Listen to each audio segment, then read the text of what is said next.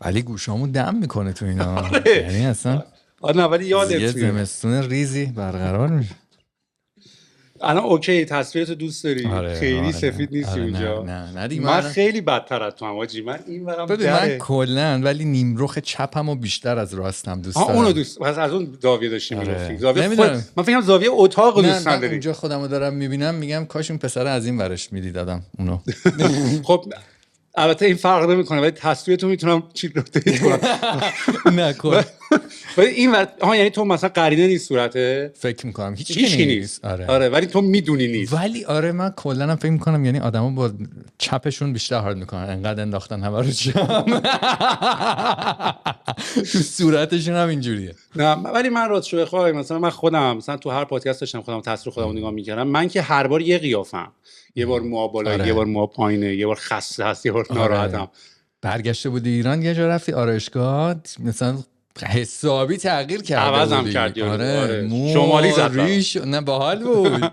آره برای به نظرم خیلی فرق کرد. باحال داری. آره. تو الان از کجا کوبیدی اومدی؟ لواسون؟ من از پشت لواسون. من الان تقریبا 6 ماه که از لواسونم خارج شدم و رفتم یک سری از این ده و روستاهای اطراف لواسون، یه جای باحال دیگه، مثلا 10 دقیقه تا خود لواسون فاصله داره. آره. قبلش کجا بودی؟ قبلش تهران بودی یا نه از همون اول لواسون؟ بابا من از سال 79 80 موو کردم با خانواده لواسون. یعنی اول دبیرستانم رو لواسون رفتم، یه چیز رو برای 21-22 سال پیش. بعد دیگه 7 سال پیشم از مامانم اینا جدا شدم. الانم یه سالیه که مثلا رفتم توی خونه دیگه ای و مثلا مستقل شدی. مستقل خیلی جالب. آره. با خودتی تنهایی؟ نه با یه دختر خیلی ناز واقعا. آره داریم ما هم زندگی میکنیم و دیگه حالشون میبریم و باحاله. و ریموت هم داری کار میکنی؟ یعنی قرار نیست از اون آفیسی جایی بزنی بیرون؟ نه خب اینت هم بندازید این و این برای دیگه این خوبه دیگه. الان افتاد اونجا راحت. آره خوبه. دوباره بردیشم اونجا. اشکال نداره راحت. اینجوری خوبه الان. میخوام سیمت اینجوری دراز نباشه. باشه الان بهتر دیگه. حالا یه خطی هم افتاد اینجا باحال. آره.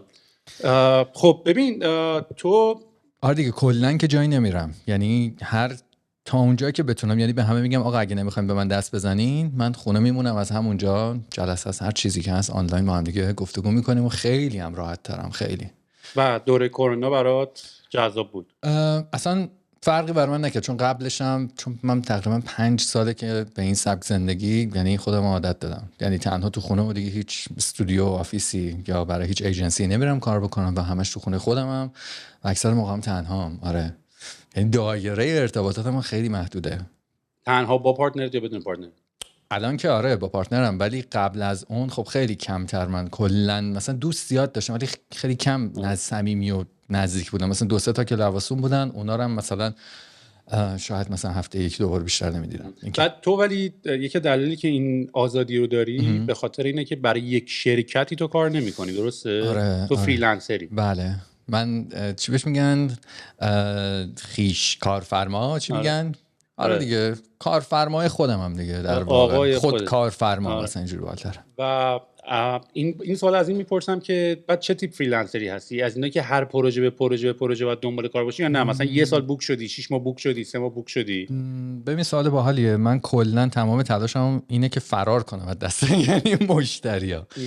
یعنی من الان دقیقاً شاید بیشتر از 60% زندگیم رو اختصاص دادم به فعالیت‌های هنریم و دغدغه‌های شخصی خودم. یعنی تا دوست دارم میخوام از خدمت‌های سفارشی، یعنی کلا به طور خدمت ادورتایزینگ، یه کار سفارشی فاصله بگیرم تا بتونم کمتر انجام بدم. یه تایمایی نه خیلی سعی می‌کردم اینور بیشتر باشه، یعنی مثلا شاید تو سال 4-5 تا پروژه، 10 تا پروژه، 20 تا پروژه میگرفتم، ولی الان سالی یه دونه بگیرم یعنی میگم که ردیفه دیگه واقعا.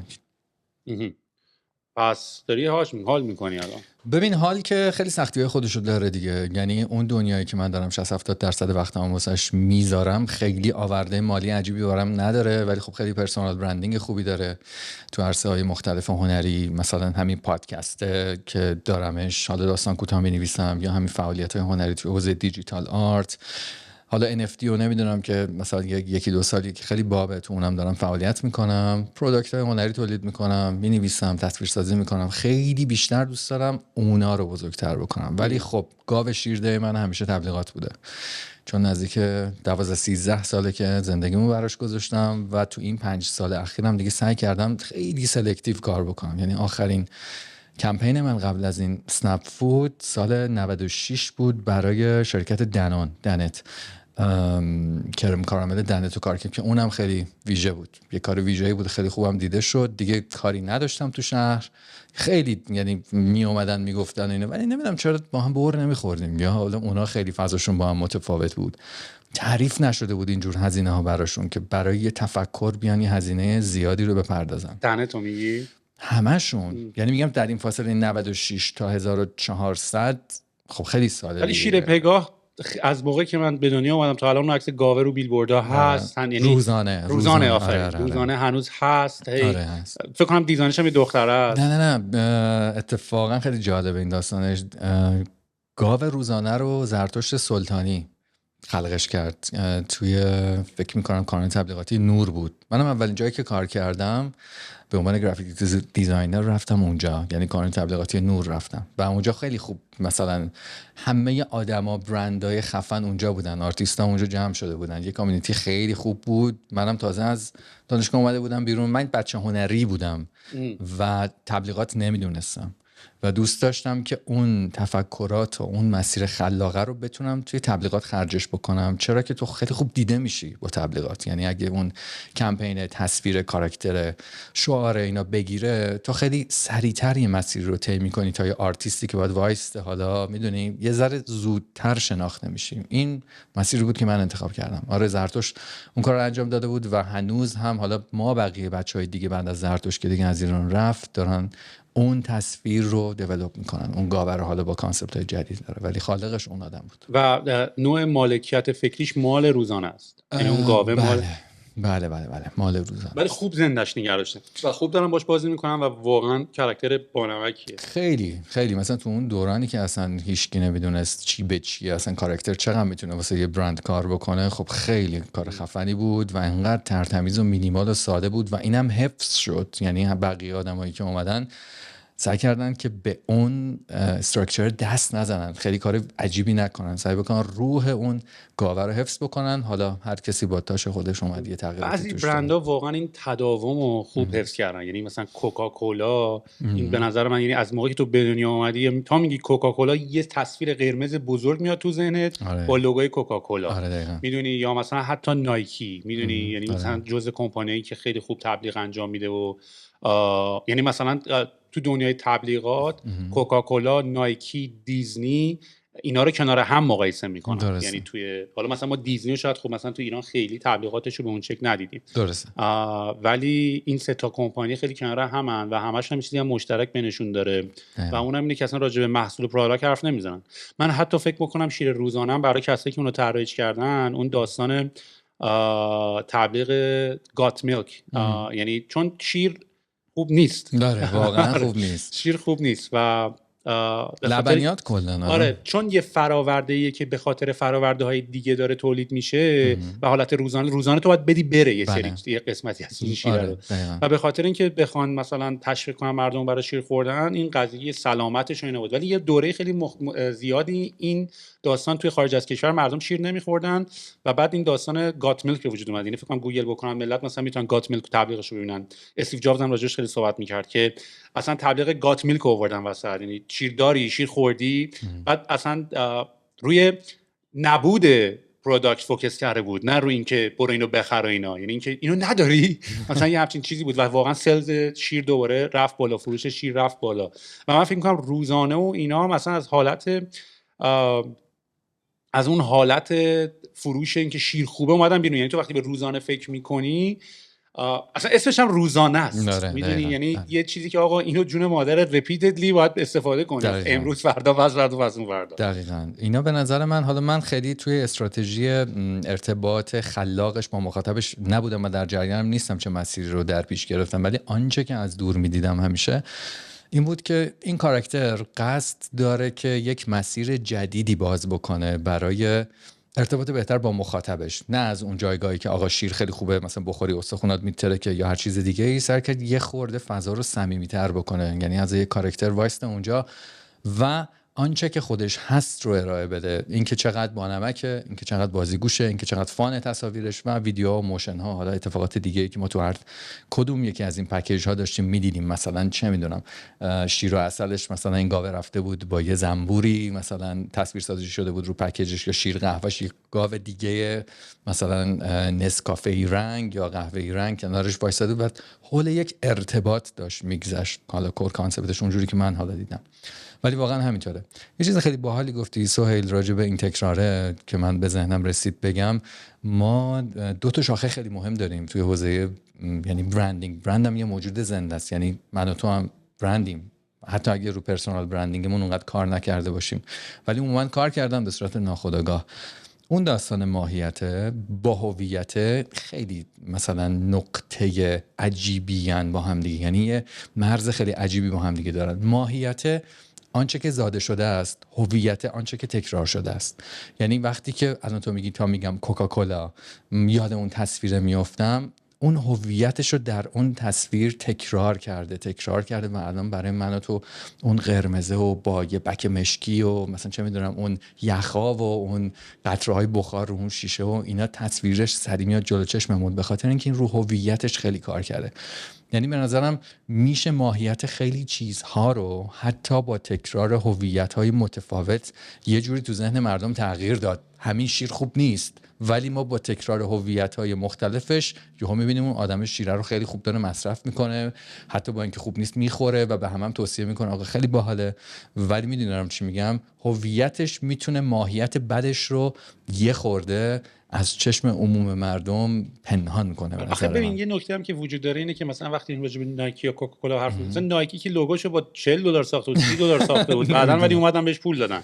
یعنی ولی با مثلا یه اینترن دیزاینر اومده بود اون لوگو رو درست کرده بود. یا کوکاکولا، ببین یه دلیلی هم که حالا اینا به اصطلاح کانسیستنت یا تداوم داشته همین برندینگ و هی دست بهش هم نزدن. حالا چرا؟ مثلا اگه بری هیستوری رو نگاه بکنی، خیلی مثلا تغییرات ریز ولی در حد ایمپروومنت، در حد اینی که یکم بهترش کردن. یعنی حتی لوگوی استارباکس رو نگاه بکنی، لوگوی کوکاکولا رو نگاه بکنی، حتی لوگوی گوگل هم نگاه بکنی، هی بهتر و بهتر شده، ولی هنوز اون کورشون هستش همچنان همونه.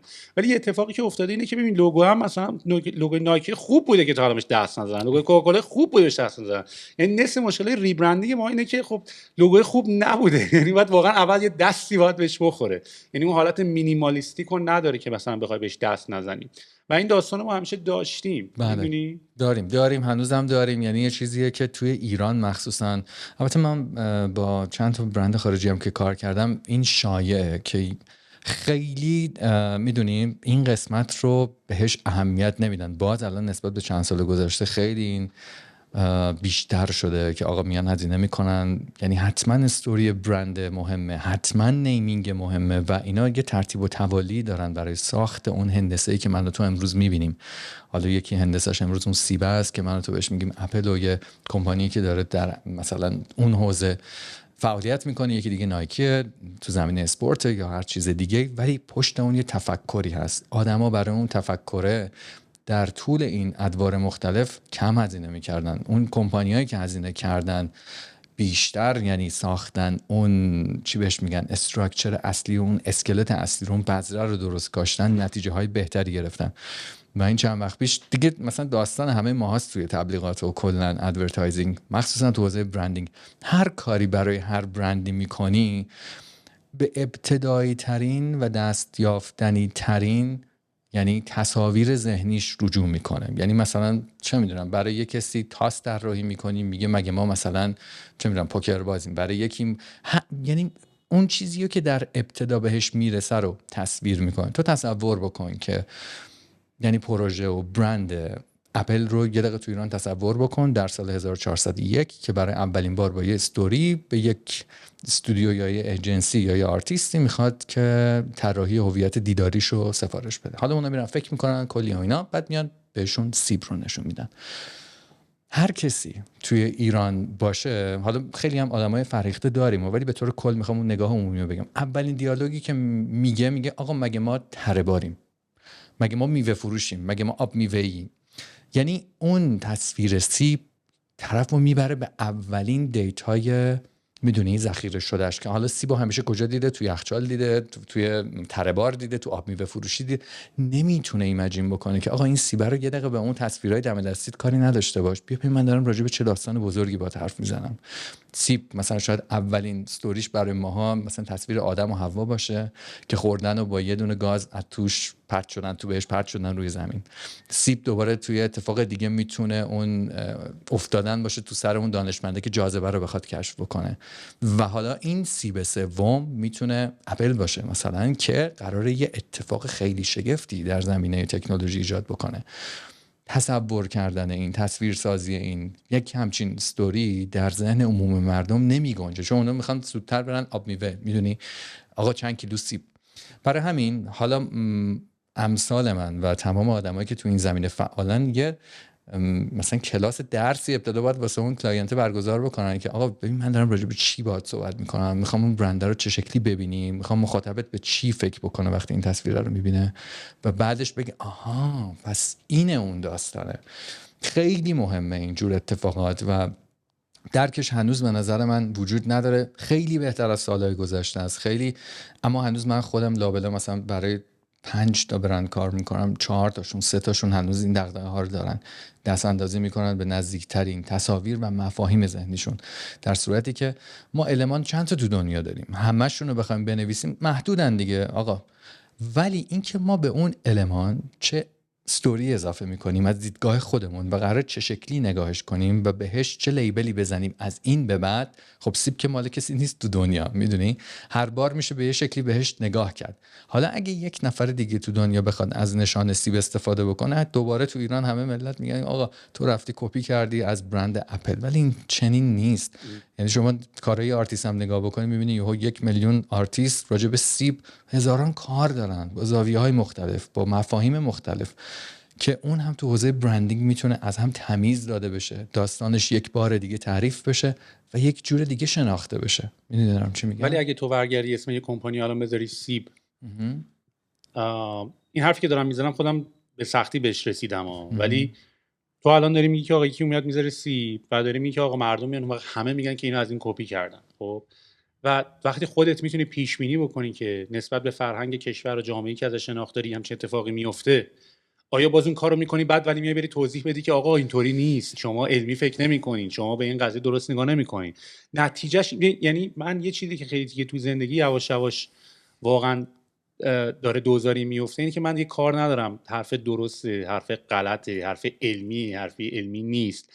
من این چی میشه رو خیلی بیشتر بهش یعنی عملگرایی، حالا به هر قیمتی شاید، ولی مثلا به باب مثال حالا توی پادکست قبلی هم راجع به این قضیه صحبت کردیم. مثلا من الان خودم کمپانی ترایب که میخوایم اسمش رو عوض بکنیم و ترایب به معنای قبیله، من اسمش رو خیلی دوست دارم، بقیه هم تو پادکست که داشتیم راجع به اینجوریه که آقا واقعا عوضش نکن، ولی مگه من این فرصت رو پیدا میکنم برای بقیه بیام توضیح بدم که آقا قبیله اون معنای بعد سوج که آدم رو میان مثلا ریپ میکنن و خراب میکنن و دیستراکت میکنن و حمله میکنن و وحشیان نیست.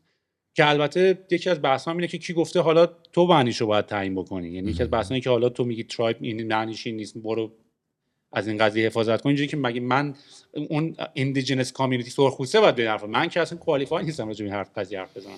آیا تو این فرصت رو پیدا میکنی که بری برای همه این آدما، تو وقتی میدونی این اتفاق ممکنه بیفته میخوای بری دونه دونه حالا بگی آقا نه تو نمیفهمی معنی سیبی نبود، ولی ممکن یعنی حرف درست هستا ولی تو این موقعیت رو پیدا نمیکنی بری براشون توضیح بدی. ببین نظر من اتفاقا خیلی سوال باحالی پرسیدی. نظر من اگه تو جلسه قبلی هم بهت گفتم این فرصت رو پیدا میکنی ولی نه در 1 ساعت و 1 روز. یعنی کار تو یعنی تقسیم میشه به سالها، به روزها، به ساعتها، به ماهها، بستگی داره که چه جوری میخوای با مخاطبت از یک برند صحبت بکنی. یعنی من محمد رضا نوعی الان اومدم در این ساعت تو رو از روبرو دیدم، خب من آیا میتونم تمام آنچه که فکر میکنم، میاندیشم، میبینم و تجربه کردم و در 1 ساعت به تو بگم؟ قطعا نه.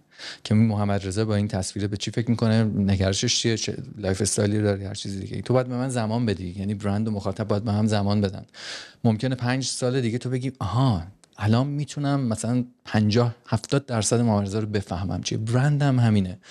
ما اگه قرار باشه نام سیب رو در ذهن مخاطب مفهومش رو تغییر بدیم، فرصت داریم، ولی در طول زمان، یعنی ممکن 10 سال زمان ببره و این نیاز به سرمایه گذاری بیشتریه. خب معلومه اون چیزی که آماده است و سالهای سال براش تلاش شده توی ذهن مردم خیلی راه نزدیکتریه برای اینکه فکر کنی کلاینتی که میاد سمت تو با یه همچین دید 10 ساله‌ای میاد که آقا ما می‌خوایم یه برند بسازیم، حالا اینم پولش 10 سال، تو هم بیا بگی 10 سال دیگه نتیجهشو می‌بینی. من نمیگم پول یارو 5 سال 5 سال بگیری تو حالا ببینید چی میشه. نه من میخوام یه ذره 10 سال بعدم می‌خوای بگی دیدیم نشد من شهروندم. آره داشت من گفته بودم. ولی ببین خیلی مهمه که این 10 ساله رو ما حالا چجوری میتونیم کوتاه کنیم، چه جوری با چه استراتژی هایی، با چه کمپین هایی، با چه فرصت های دیگه ای میتونیم در جای مناسبش این زمانه رو برسونیم به 1 سال. میدونی با چه انتشار قوی. من همیشه میگم که شاید بهترین ایده نه برای من، برای هر آدم دیگه ای که داره تو این عرصه فعالیت میکنه، هر هنرمندی، هر کسی که در عرصه تبلیغات فعاله، اگر پخشش خوب نباشه، انتشارش خوب نباشه، قطعا دیده نمیشه. مثل این الماسی که مثلا چه میدونم چند میلیون دلار الان قیمتشه، ولی تو مثلا بردی گذاشتی تو گاف صندوقت که اون گاف صندوق مثلا زیر تختته. خب اصلا کی میدونه اون چیه؟ باید بدونیم که اون 10 میلیون دلاره چه ارزشی داره و حالا چه شکلی بتونیم 500,000 نفر رو بهش میدونیم توجه ها رو به این جلب بکنیم. به نظر من این 10 ساله میتونه کوتاه بشه، ولی قطعاً 1 روزه نیست، 1 ماه نیست و شاید 1 ساله هم خیلی خوشبینانه باشه. یه سری اتفاقاتی که باید بپذیری. یعنی این که من الان بخوام یه طراحی نام بکنم، بعد یه هویت دیداری هم بسازم، بعد انتظار داشته باشم 3 ماه دیگه همه منو بشناسن، خب این یه خورده به نظر من واقع بینانه نیست. ولی فکر کنم الان این پرسونا رو باید مثلا تعیین بکنیم. تو راجع به چه سایز کلاینتی داری حرف میزنی؟ تو راجع به یک استارتاپی داری حرف میزنی که تازه شروع کرده، راجع به یک کمپانی جا افتاده‌ای داری صحبت میکنی، میدونی راجع به یک کمپانی داری صحبت میکنی که اصلا گنده است، شرکت صنعتیه ولی اصلا برندینگ نداره؟ چون من فکر کنم این به تیپ کلاینت خیلی فرق میکنه. یعنی تو همین فرمولو نمیتونی برای یه استارتاپی که تازه داره شروع میکنه پیاده کنی. یعنی کمپانی که الان اومده با یه ایده اومده، ایده‌ش هم کار داره میکنه، میخواد هویت بصری بسازه یا مثلا برندینگ بسازه، بخوای مثلا یه بازه زمانی به این بلندی رو براشون مثلا تعیین بکنی. متوجهم. درسته، من باهات موافقم. شاید اون استارتاپ ها برای اینکه زودتر نیاز دارن به دیده شدن، برای اینکه بتونن دوباره فاند ریز کنن یا هر چیز دیگه، قطعا لازمه که یه خورده فکر شده تر در این زمینه عمل بکنن و بهش بیاندیشن. ولی باز نمیدونم، من آخه کاراکترم مثلا اینطوریه که میگم آقا ما اون جایی که همه ذهن‌ها همه میدونن دو چیه، وقتی بهشون بگیم دو نبوده اصلا یه تلنگریه. میدونم چی میگم؟ یعنی از تهدید دارم به عنوان یه فرصت استفاده میکنم. یعنی اون چیزی که اون برند فکر میکنه که با 10 سال دیگه هم هیچ کی اینو نمیفهمه، من بهش میگم اصلا آقا ما یه چیزی رو میکنیم، راجع به یه چیزی حرف میزنیم، یه مسیری رو میریم که اصلا همه سرای یه لحظه برگرده اینور. تا الان هم سعی کردم این کار رو انجام بدم و تقریبا شاید توی تمام پروژه هایی که شروعشون کردم و انجامشون دادم و فاینال شده هم این اتفاق افتاده حقیقتا. و اون فیدبک رو من گرفتم که این آدما انتظار این چنین برخورد رو با مفاهیم و تصاویر نداشتن. چیزی رو که میدونی سوید، ما همیشه تو قسمت کلاینت سایت نگرانی اینه که اگه مردم نفهمن چی، اگر که این دیده نشه چی، اگر که این درک نشه چی، اگه وایرال نشه چی. داستان اینه که ما حاضریم چی کار بکنیم که اون دیده بشه. ما اصلا قراره که به مردم بگیم که چگونه فکر بکنن، چگونه بیاندیشند و تعاریف و معانی جدید رو برای اونا به وجود بیاریم. آلردی اون چیزی که تو ذهن اونا هست که خب اوکی میدونن، ولی ما یه فرصتی داریم راجع به آن چیزهایی که نمیدانند درهای جدیدی باز بکنیم با راه و روش خاصی که اونا لذت ببرن. یعنی مشتاق باشن برای بیشتر دانستن، نه اینکه اونو میدونی ازش امتناع بکنن یا دوستش نداشته باشن یا هر چیز دیگه. تو وقتی میخوای یه پروژه بگیری، ببین من دلیلی که این سوال ازت میپرسم حالا بهت میگم، ولی تو وقتی میخوای یه پروژه بگیری و حالا بحث یه زمانی هست اونا باجت دارن، یه زمانی هست تو میخوای آیدیا فقط میخوای برین استورم بکنین، بعد تازه باجتش در میاد به خاطر حجم کاری که معلوم میشه چیه. روی صحبت تو وقتی داری با یه کلاینت کار میکنی، با اون تیم مارکتینگ است که اومده پروژه رو به تو داده، یا با بنیانگذار و فاوندر است، یا با چه تیمیه؟ و دلیل دارم این ازت میپرسم. اوکی، ببین فرق میکنه. یعنی بعضی وقتا هستن که تیمای مارکتینگ با من ارتباط میگیرن، بعضی وقتا هستش که خود مالک اونجا با من ارتباط میگیره. یعنی اون میبینی من توی جلسه رفتم با صاحب اونجا که اصلا هنوز تیم مارکتینگشون در جریان نیست، بعضی وقتا تیم مارکتینگ در جریانه. اونجایی که صاحبه هست اصلا واسش مهم نیست هزینه کردن اونقدر، چون تمام تلاشمو کردم که انقدر متمایز باشم که اون آدمه بدونه این کار قیمت نداره و من حاضرم برای اینکه این تمایز رو ایجاد کنم در اون کمپین، در این تصویر یا این مفهوم، به نظرم حاضرم هر عددی رو بپردازم. ولی وقتی میره سمت تیم مارکتینگ، خب بودجه است که تعیین کننده است. یعنی میگن آقا ما الان کمپینی داریم با آتومن کلا بودجه که میتونیم به اضافه یا منهای فلانش رو به کریتیو فقط اختصاص بدیم. اینا دوتا زاویه مختلفه که من تجربه جفتشون هم داشتم. من یکی از دلیلی که دارم این سوال رو ازت میپرسم به خاطر اینه که من خودم شخصا من خودم رو بیشتر دوست دارم آرتیست ببینم تا اینکه مثلا تو دنیای تک یا بیزنس باشم. یعنی مثلا از اون سمتم وارد شدم. یعنی اصلا دلیلی هم که آشنا شدم با این تکنولوژی اینا به خاطر علاقم به، مثلا اولین بار که از ایران رفتم بیرون رفتم انیمیشن. مثلا انیمیشن من از ایران رفتم بیرون، عاشق انیمیشن بودم.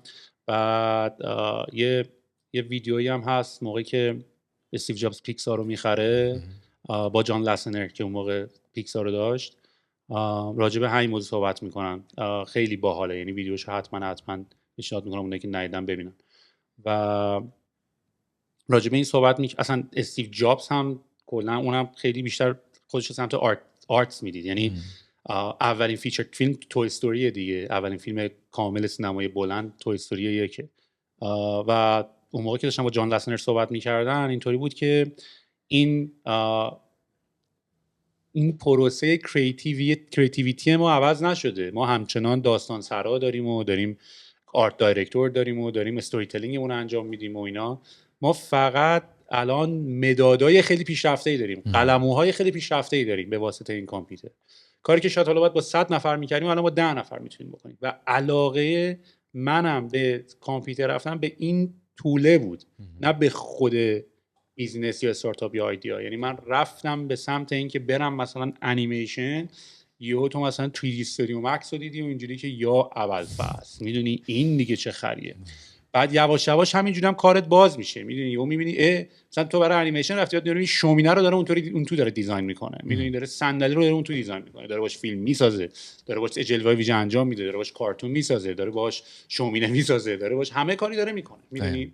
و علاقه منم از همون سمت شروع شد. خب و یه اتفاقی که احساس میکنم، چون من دوستای آرتیستیک خیلی زیاد دارم، ولی یه جنبه همیشه توی یه بازه یه حالت کلکل بودیم ما بچهای آرتیست که خودمون دنبال مشتری و خود دنبال کلاینتیم. اون یارو نمیفهمه، اون فاوندر نمیفهمه، اینا اگه حالیشون بود اینجوری وضعشون نبود، اینا پول نمیدن بابا، اینا بابت این چیزا پول نمیدن، میدونی. و یه به اصطلاح تمام دوستای آرتیستی که من یه حالت ایگنورنسی از این یعنی همه بچهای آرت فکر کنم یه فاز اینطوری دارن که اینا نمیفهمن ما میفهمیم. البته خودشون هم میدونن که چون آرتیستن میدونی قضیه چی دیگه، اون موها اینجوری و لباس اینجوری و سیبیلا اونجوری و خیلی خیلی بچهای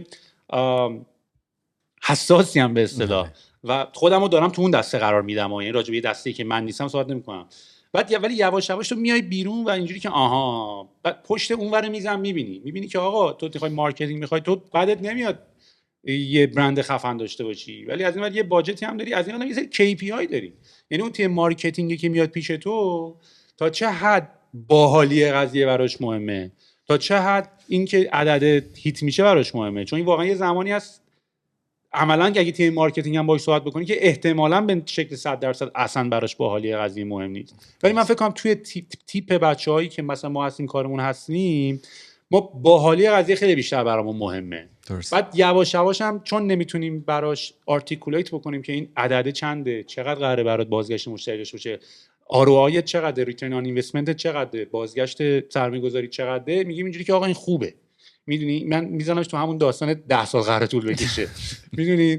و این اتفاقی که من احساس میکنم داره میفته. یعنی من خودم یعنی من یکی از دلایلی که خودم واقعا علاقه به بیزنس شدم اینجوری بودم که پس اگه ادعا داری که میفهمی این قضیه آرت و اینا خیلی خوبه و سختت هم هست که بخوای اینو بیای، البته حالا یکم بخوای بحث رو سیریس بکنی میشه کلکولیتش کرد، یعنی تو واقعا میتونی کلکولیت کنی، یعنی تو میتونی واقعا دیزاین رو کلکولیت کنی، آرت رو کلکولیت کنی، ریترن آن اینوستمنت رو میجر بکنی، ولی کار عبثی از دید من. یعنی من دوست ندارم اون کارو بکنم، میدونی، و یعنی خودم مخالف اون کارم، ولی تو بیزنس خودم هم الان میخوام یه فیچر یا یه چیزی رو دیزاین بکنم، باید یه انقدر داکیومنت بدی که این اینجوری میجر میشه، این ریترنش انقدر، این اینطوری.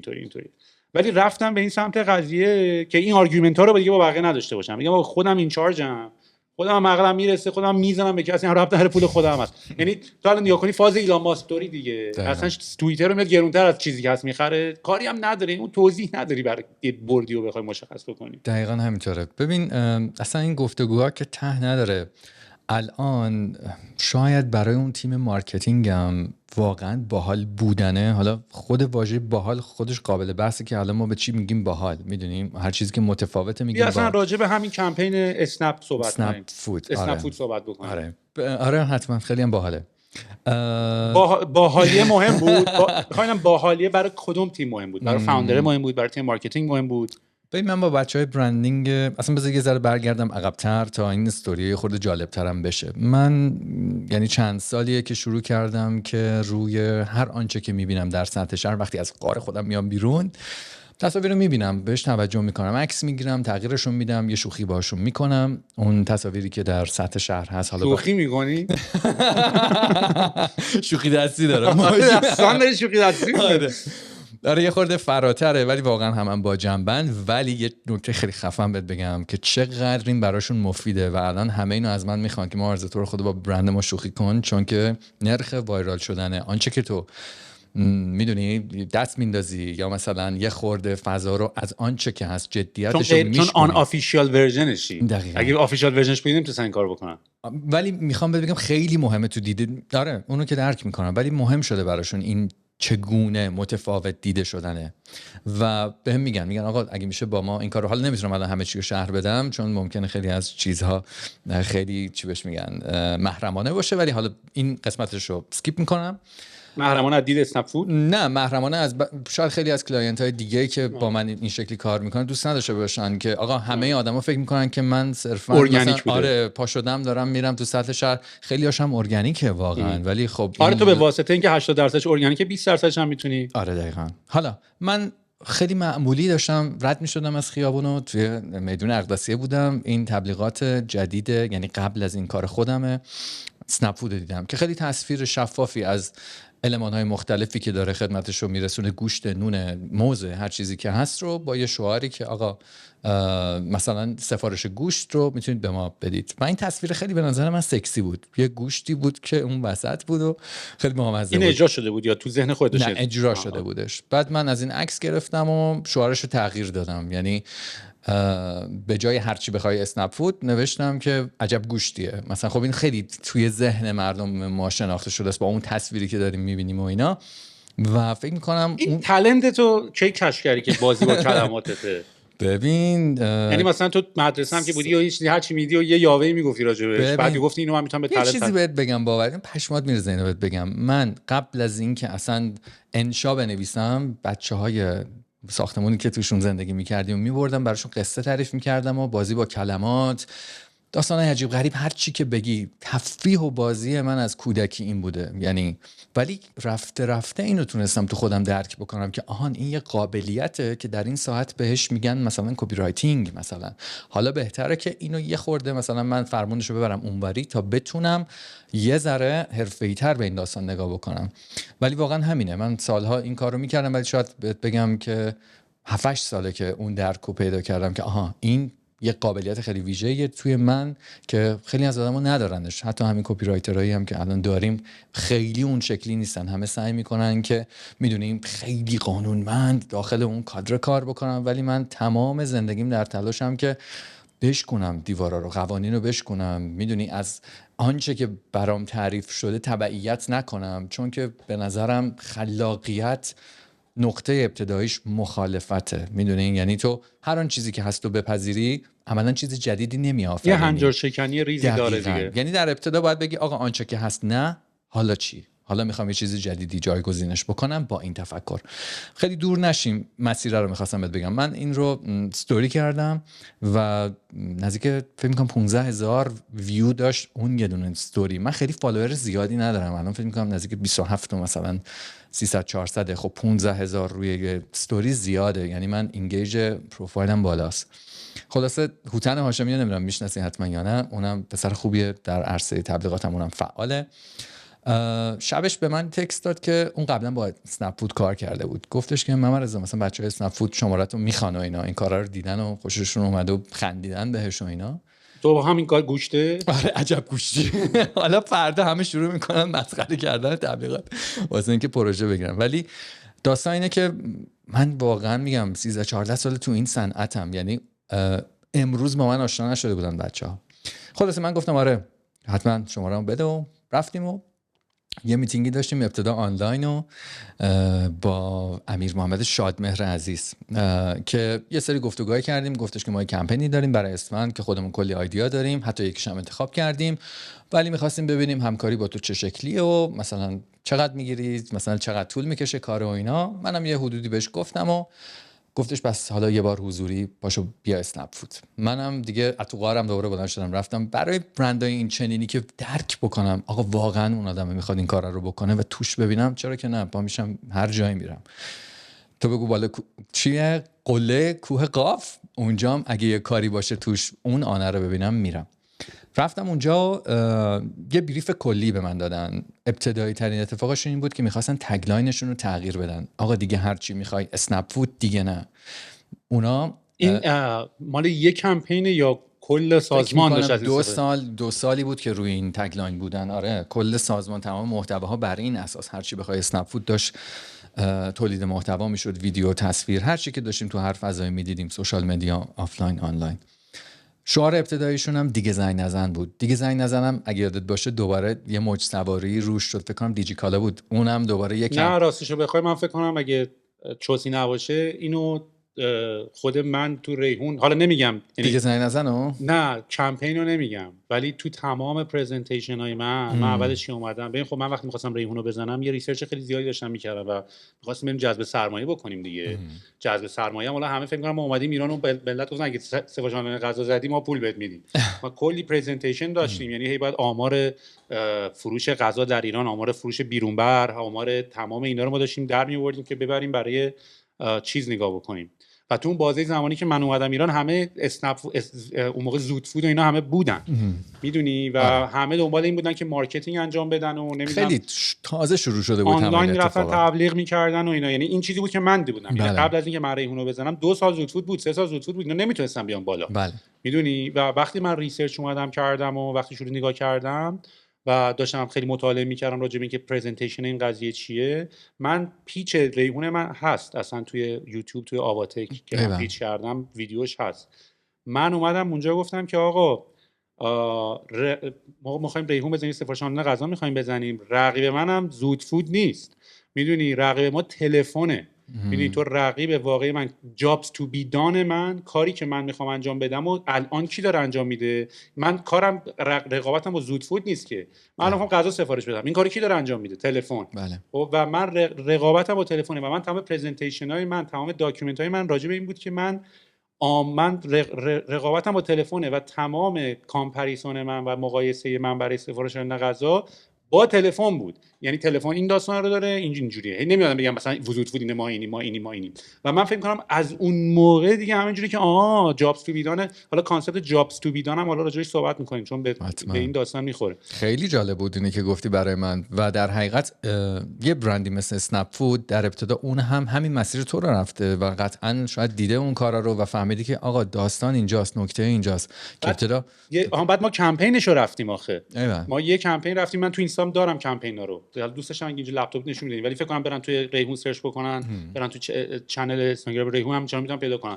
ما یه کمپینی درست کردیم، خیلی کمپین باحالی هم بود. فکر کنم با حمید رضا بود که الان دیجی کالاه. اسم کمپین هم بود دنیا داره عوض میشه و دنیا عوض شده. اسم کمپین دنیا عوض شده. بعد ما هی 2 تا عکس هی با هم مقایسه می‌کردیم، یعنی تلگراف رو نشون میدادیم با تلفن یا موبایل، مثلا نامه رو نشون میدادیم با ایمیل، نمیدونم مثلا عرابه و گاری نشون میدادیم با ماشین، بعد یواش یواش مثلا نقشه نشون میدادیم با گوگل مپ، تلویزیون نشون میدادیم با یوتیوب، یعنی هی اینا رو مقایسه می‌کردیم. خیلی باحال بود. مثلا چرا چرتکه نشون میدادیم با مثلا ماشین حساب، بعد تلفن ریحون، میدونی، یعنی این کمپین رو ما ران کردیم. خیلی فکر می‌کنم همه اینا پست اون قضیه است. حالا نمیگم ما کردیم ولی ما کردیم. نوشه جونتون، خوب بوده، خوب کردیم. ببین دقیقاً همینطور. خیلی خوشحال شدم از این اتفاق و همین الانم شنیدنش برام شگفت انگیز بود. من دیوونه این ببینم که آقا یه برندی، تو هم مثلا صاحب اون برند بودی، چه تفکراتی داشتی و چقدر توی اون زمان این شکلی فکر می‌کردی. لذت میبرم، انگار که بخشی از وجودم درک شده. چون اگه قرار بود منم همکار تو باشم، کنار تو باشم یا بخوام یه خدمتی رو به تو بدم، چقدر خوشحال میشدم که یه همچین درکی اونجا هست. ببخشید زمونه عوض شده، کمپین زمونه عوض شده، دنیا عوض شده. چی داشتم میگم؟ خیلی رایم نداشت اون که قبلا بود. خلاصه آقا اسنپ فود دیده بود که مثل خود تو برای ریحون، آقا ما باید بگیم دیگه ملت زنگ نزنن توی اون کمپین ابتداییشون واسه اینکه بگن که آقا ما یه خدمتیم که میشه به شکل آنلاین سفارش داد و دریافت کرد و هرچی. بعدش دیگه اومدن سوار این هرچی بخوای شدن و دیگه هم نمیخواستن روش باشن. یه نکته خیلی مهمی که داشت برای هر کسی که شنونده این اتفاق هست، همینطور برندهای دیگه خیلی جالب باشه براشون که شاید باورتون نشه بچه‌ها، تا الان تیم اسنپ فود هیچ کاریش رو آوتسورس نکرده. یعنی هر آنچه اتفاق افتاده، خلق شده، چه کمپین، توی هر قسمت از داستان ارتباط خلاقش با مخاطب، همش تولید تیم داخلیشون بوده و به نظر من خیلی خوب عمل کردن. یعنی همه آدما میدیدن میگفتن کار خیلی خلاقانه نیست ولی خیلی ترتمیزه. میدونم چی میگم، اضافه کاری نداره، نیومده یه چیزی بگه که نیست، یا یه تصویریو که بلد نبوده دیزاین بکنه رو به تصویر بکشه، یا یه شعاریو که دورتر بوده بگه. همه چی به نظر من ترتمیز بود و اونا خیلی برای این نگران بودن که ما برای اولین بار میخوایم که این رو آوتسورس بکنیم. یعنی خود تیم اسنپ فود باید کریتیو یه نفر داره. آوتسورس حساب میشی، یعنی یه نفر حالا اومده میخواد بگه من یه جمله میخوام آره ببین آخه این داستان یه جمله نیست. همین میخوام بفهممش، یعنی من میخوام درک کنم اسکیلش رو. حالا میریم برام جذابه که بشنوم. این یه جمله نیست، یعنی یک سناریویه که توش یک مفهومی هست که به یک جمله منتهی میشه. اینجوری نبود که بگم آها این شکلیه پس بیاین این جمله رو به جای اون جایگزین بکنین. این برای اسنپ فود یک کار آوتسورس شده بود. یعنی خود اسنپ فود وقتی واحد کریتیو داره هزینه میکنه، داره حقوق میده، ال میده، بل میده، خدمت، یعنی اون خدمت داره دریافت میکنه از تیمش، خیلی توجیه نداره که حالا بیاد یه بودجه اختصاص بده برای کریتیو یک کمپینی که آلردی بودجهش توی خود سازمان تعریف شده. خب این خیلی واسهشون بولد بود و برای خودشون بارها مهدی حبیبی عزیز، فکر میکنم اگه اسمشو اشتباه نگم، امیر مهدی عبدالرزاق، حالا امیر مهدی یا محمد مهدی عبدالرزاق، حالا اسمش دقیقاً یادم نیست، دغدغه‌شون این بود آیا ما داریم کار درستی میکنیم که برای اولین بار میخوایم این کارو بکنیم؟ آیا خیلی نکات مختلفی هست سوال، اینکه خود اون تیم داخلی یه موقع گارد نگیره بابت یک چیزی که از بیرون اومده، چون الان این چالش رو داریم. دقیقاً چون که تمام اون اتفاقات قراره دوباره داخل اسنپ فود اتفاق بیفته. قرار نیست محمد رضا صبح تا شب بالا سر کار وایسه بگه آقا این بالاشو اینجوری کن، تصویرشو اینجوری بکش. معارضه فقط قرار بیاد یه تفکری رو اد بکنه و یه مشاوره‌ای بده و بعدش رها میکنه میره و شما این با اون ایده. تا قبل از این همه ایده پردازی اون داخل انجام میشد، آدما لویال بودن، میگفتن این ایده خودمونه، اینو داریم خودمون ساختیمش، خودمون خلقش کردیم، حالا خودمون هم میخوایم دیولپش بکنیم یا هر چیز دیگه ای منتشرش بکنیم به هر طریقی. اما این بار نکنه که بچه‌ها با تو مثلا گارد بگیرن، میدونی از این داستانه که همیشه داریم تو همه جاها که چی بهش میگن خونه تو اما رنگی‌تره یا هر چیز دیگه ای که دغدغه مهمی هم بود. ولی خدا رو شکر تمام بچه‌های آتلیه کریتیو اسنپ فود، حالا خیلی هاشون که منو میشناختن و انقدر گشاده رو، یعنی با محبت از هر طریقی، یعنی خیلی خوشحال شدن که ایول باور نمیشه خودشون دوست داشتن که یک بار هم که شده این اتفاق از بیرون بیفته. من معتقدم که هر چیزی هر جا بمونه راکت باشه میگنده. ولی یه سوال ازت بپرسم، تیم اسنپ فود تو اون بازه زمانی کپی رایتر داشته و گفته بریم با کپی رایتر بیرون کار بکنیم؟ بله. چون یه بیشتر بحث می‌کنیم، ما الان بحث آوتسورس داریم هم نمیشم، هر موقع اومدیم این کار ما ریسورس رو نداریم. بله. الان می‌خوایم بریم با تیم آوتسورس کار بکنیم، با تیم آوتسورس هم کار می‌کنیم باز نمیشه، چون تیم آوتسورس هم باز داره تیم، یعنی تو دنبال ریسورسی ولی تیم آوتسورس هم داره انرژی تیم داخل تو میگیره، باز یه نفر باید همیشه آن کال باشه، یه نفر باید باشون کار بکنه. دقیقاً. ولی معمولا بیشتر به خاطر تو آوتسورس می‌کنی، معمولا به خاطر یه میسینگ تالنتی که اونجا نداری. یعنی اگه کپی رایتر داشتن و باز با تو کار کردن این جالبه. آره واقعا معلومه که داشتن کریتیو دیرکتور دارن داخل سازمان، آرت دیرکتور دارن، کپی رایتر دارن، ولی حالا نمیدونم چی بگم، تلاشای زیاد خود من بوده، نمیدونم بگم خدا خیلی من دوست داشت یا هر چیز دیگه. من خیلی سعی کردم تمام بازوهامو تو تبلیغات قوی کنم، یعنی نگم من صرفا یک کپی رایترم یا صرفا یک کریتیو دیرکتورم یا صرفا یک آرت دیرکتورم یا تصویرسازم یا گرافیک دیزاینرم. من به تمام این حوزه‌ها اشراف کامل دارم، سالها کار کردم. برای همین حتی این شکلی میتونم بگم که یک کریتیو دیرکتور باید استراتژی رو بشناسه، باید بدونه که چرا من دارم یک همچین راه خلاقی رو پیشنهاد میدم، تو دل اون مخاطبه داره چی میگذره، هدف این برند از این کمپین چیه. نه اینکه من شب پاشم بگم ای ولی این خیلی باحاله پس به نظرم بهترینه، اصلا اینجوری نیست. هنر اون فرد، حالا در اون ساعت من تمام تلاشمو کردم که اون آدم باشم که بگم چه جوری میتونم این چیز باحال رو در این مسیر پیدا بکنم، در مسیر این سایت مخاطب، در مسیر نیاز برند، در مسیر شکوفایی اون هدفی که اونا میخوان همه بدونن که آقا ما فقط سوپرمارکت نیستیم، ما فقط غذا ارسال نمیکنیم، ما شیرینی رو جدا ارسال میکنیم، میوه رو جدا ارسال میکنیم، سبزیجات رو جدا ارسال میکنیم، گوشت رو جدا ارسال میکنیم، مواد پروتئینی. اسمت غلطه ولی اسنپ فود. حالا بیا خیلی برنگردیم به برندینگ، یعنی طراحی و ساخت نامشون و بیایم. نه خب میگم تو میخواد یه پیغامی رو میخواد بده که در این کانفلیکت با بله اسمش. واقعا این هست، این که واقعا هست، ولی اون جایی که داستان اینه نمیشه اونو تغییر داد، حالا چی؟ حالا باید چی کار بکنم؟ پس این برند احتیاج داشت به یک تغییراتی و فوق العاده برای من که باعث افتخار بود، یعنی خوشحال بودم از اینکه یک برند داره تراست میکنه و این رو میسپره و میتونیم کارهای خفنی بکنیم. یعنی چیزی که من همیشه سالهاست انقدر ورزش کردم که تو اون روز مسابقه نشسته بودم یه جا باد بدم خودم، من همش در حال تمرین بودم واسه امروز، واسه اون ساعت. درست 4 سال بود که من هیچ کمپین محیطی نداشتم، ولی شاید سالی 10 الی مثلا چه میدونم 12 تا برند و من کارهای طراحی و ساخت نام. یه اتفاق افتاد که هم تو حال کردی هم اونا. 100% و خیلی جالب بود و این اتفاقا بامزه افتاد و اونا در لحظه آخر بازم نتونستن تصمیم بگیرن که آقا با محمد کار بکنیم یا نکنیم، چون ایدهشون آماده بود، ایدهشون تصویر شده بود، یعنی همه چی آماده یک انتشار بود. ولی در لحظه آخر مهدی حبیبی یه شبی به من وایس داد، گفتش که از همینجا بهش سلام میکنم و ممنونم ازش بابت این اطمینانش. گفتم مرزا من تصمیمم امشب گرفتم، اینایی که داریم خیلی باحاله ولی میخوام ببینم آقا با تو چی میشه کار، ببریمش ببینیم چی میشه.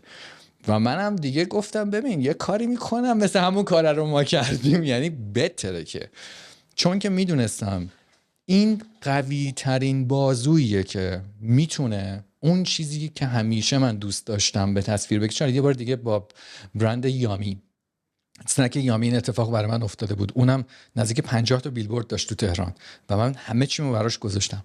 اینم یکی دیگه، یه موج دیگه مثل اون بود و میدونستم الان آن چیزی که دیده خواهد شد، آن چیزی که شنیده خواهد شد، نقد خواهد شد، جدا از اسنپ فود محمد رضا فقیهیه، یه کسی که بهش یه کاری سپرده شده و حالا چیکار کرد. اون که این همه ادعا داره همه رو مسخره میکنه یا هر چیز دیگه ای، خودش یه اصطلاحی هست میگن این کدنبت، شنیدی میگن این همه خوردی کدنبت، خودت کدنبت داره، یعنی آقا ولی معنیشو میتونم کامل بفهمم. آره یعنی خودت چیکار کردی. البته من کار مختلف کرده بودم ولی یعنی بخوام پونز کنم خودم رو به تبلیغات محیطی و کمپین 360، خب 4 سال بود که حضور نداشتم در سطح شهر، برای همین خیلی برام مهم بود، یعنی جاجمنت دی بود واسم، یعنی آقا بیا بگو ببینیم چی میگی تو که آره واقعا سوال یه چیزی ولی بهت سختم بگم. هست به خاطر اینکه دیسیژن میکرش هم تو نیستی.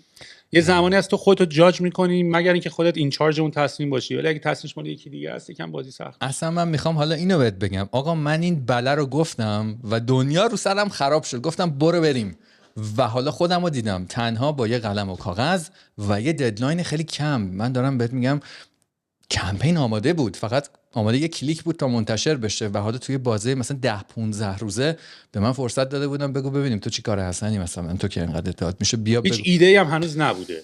نه هیچ ایده‌ای. تو یه بار اینو بریم برگردیم عقب. تو پس یه کاری کردی، تو یه شوخی با یه کمپین اسنپ کردی قبلا، عجب گوشتی. آره. عجب گوشتی همین یه دونه هم بوده. آره. یه عکس اینستا گذاشتی اونا هم دیدن و آره. کی با تو کانتکت کرده؟ تایتلش رو بگو، آدمشون بر خیلی مدیر برندینگشون. آره برند منیجر حالا عنوانش رو بخوام بگم. و آره با من ارتباط گرفتن، به اینجا رسید و حالا من بودم با هیچ ایده‌ای ولی میمیرم برای این لحظه. من سهیل یعنی میگم اصلا منو بذارین اونجا، آدم اونجا من حالا اینی که تو داری میگی حرفت یادت نره، نمیخوام قطعت بکنم. اینی که تو داری میگی مثلا این پوزیشنی که افتادی توش که هیچی نباشه، یه کلی کار بوده و برات جذاب بوده، برای من هر موقع از یه کاری کویت کردم یا اومدم بیرون یا استارتاپم فیل شده یا دوباره فیری شدم، اینی که اون پوزیشنی که شاید خیلی آدمو استرس میکنن، من جام که آخه الان دوباره بریم سر پروژه‌های جدید. دقیقاً. حالا بشینیم ببینیم چیکار می‌کنیم. خیلی جای سختیه ولی دوست داشتنیه، خیلی جذابه. اصلا اون درده رو من دوست دارم. ببین شب خوابم نمیبرد. من به یه جایی رسیدم سهیل که یعنی یه هفته مونده بود به قبل از میتینگ، می‌خواستم بگم آقا در نیامد. ببین کار در اومده بود اصلا راضیم نمی‌کرد.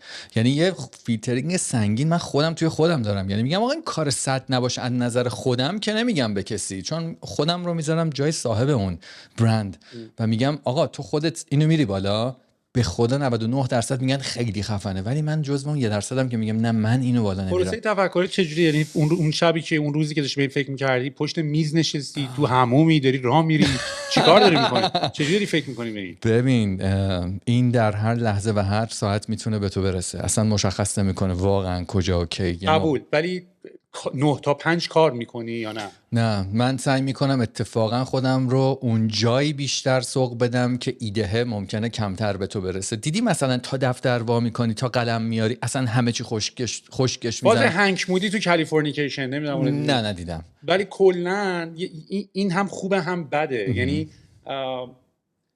مثل اون ورزشکاره میمونه که میگه من اگه حالشو داشتم میرم جیم، اگه حال ایده اومد. میدونی اون یه دیسیپلینی میفهمم پروسه کار اونجوری. خود منم این مشکل رو دارم، یه زمانی کار میشه، یه زمانی از صبح تا شب رسیدی کار نمیشه، یه زمانی تو نیم ساعت کردیش تو شب. دقیقاً. ولی دیسیپلینش سخته، خیلی سخته. یه دونه مکتبی هست به نام تاو چینگ، خیلی یه جمله خیلی کوتاه باحال داره. آقا مادامی که دنبال یه چیزی بدوی کمتر پیداش میکنیم. من این تکنیکو خیلی استفاده میکنم و رها کردم قفلی زدن رو اینکه حالا چی کار بکنیم. آقا میخوام فیلم ببینم. یعنی سنم میومد خونه میگفت تو هنوز پای این فیلمه، این تو مگه هفته دیگه پرزنتیشن نداری؟ میگفتم نیومده، بیاد خفتش میکنم. نمیرفتم بشینم موظفم الان اون کارا رو بکنم و به کلی ایده میرسیدم. هم میومدم میگفتم مثلا سلام اینو ببین چقدر باحال شد مثلا فلان و اینا، بعد خودم میفهمیدم اون نیستش و اینا. ولی ریچوال میتونی داشته باشی. آره. یعنی میتونی بشینی مثلا مدیتیت بکنی، خودتو تو فضایی قرار بدی که اون موقعیت بیاد. آره واقعا. آقا من به یه سری ایده رسیدم، یه پرزنتیشنی آماده کردم و مثلا من شنبه جلسه داشتم، امروزی که دارم بهت میگم سه شنبه است دیگه، آماده بود همه چی. شب خوابیدم و مطابق معمول این اتفاق برای خیلی از آدما میفته و انقدر که میدونی انتشار داره، یعنی یه وجه مشترکی بین آدما. من میترسونم ما هممون به نظر میاد ربات بانمکیم که حالا نمیدونم چه شکلی تولید شدیم، ولی این نقاط مشترک واقعا برای من وحشتناکه. همین که همه یهو از خواب بیدار میشن یه چیزی تو ذهنشونه که هیچ وقت دیگه این نیست و ممکنه 2 ساعت دیگه هم یادت بره، اونو بنویسی و شروع بکنی روش کار کردن. توی خیلی از آدما این هست. این اتفاق برای من افتاد. یهو سوال از خواب بیدار شدم، گفتم تمومه حاجی، تموم پیدا کردم. یعنی اون حلقه از خواب پا شد، یعنی خواب دیدی؟ خواب بودم، ساعت 3 صبح بودش، پا شدم. یعنی با یه تفکر ذهنم مثل ماشین داشت کار میکرد. خیلی عجیب بود. من هفته شاید یه بار اتفاق میفته که بعضی موقع اینم هر موقع که خودم هندزان میشم دیزاین میکنم اینجوریه که خوابم نمیاد، اکسایتد مثلا مانیتور وام کنی نگاش میکنی فقط. دقیقاً. و همون لحظه فهمیدم این همه چیزه. یعنی 1% شک ندارم. گفتم این الان اگه من صاحبش بودم شب میرفتم بالا کارو. فردا نشستم به جزئیاتش فکر کردم و تمام سوراخاش بهش یعنی اندیشیدم و یک دست و یک پارچه کردم برای هدفی که اسنپ فود داشت، برای آنچه که مخاطب میاندیشید و اون خدمت و سرویسی که اسنپ فود میخواست روش سوار بشه و بگه من اینا رو دارم و دارم انجام میدم. خیلی جالبه. به این فکر کردم در لحظه که ما این چند سال اخیر چقدر درگیر اتفاقاتی که داشتیم و دیگه نداریم، اتفاقاتی که تازه داریم تجربهشون میکنیم هستیم. آقا مثلا میگن آقا ماها سالها از برند آدیداس و نایکی خرید میکردیم، دیگه نیست. میدونی سالها داشتیم فلان محصول رو مصرف می‌کردیم، دیگه وارد نمیشه. یعنی تمام این تحریم ها، تمام این محدودیت ها، تمام این چالش هایی که ما در زمینه مصرفگرایی، خرید و فروش و اینا داشتیم روی این ایده تاثیر داشت. یعنی ماها درگیر یه سری اتفاقاتی بودیم که دیگه وجود نداشتن. آن نداشتن همون نبود هامون بود، چیزهایی که بودن و الان دیگه نیستن. یه خورده بیشتر به اینا فکر کردم و دیدم آقا الان اسنپ فوده آنچه که داره ارائه میده و میرسونه به دست مردم چیه؟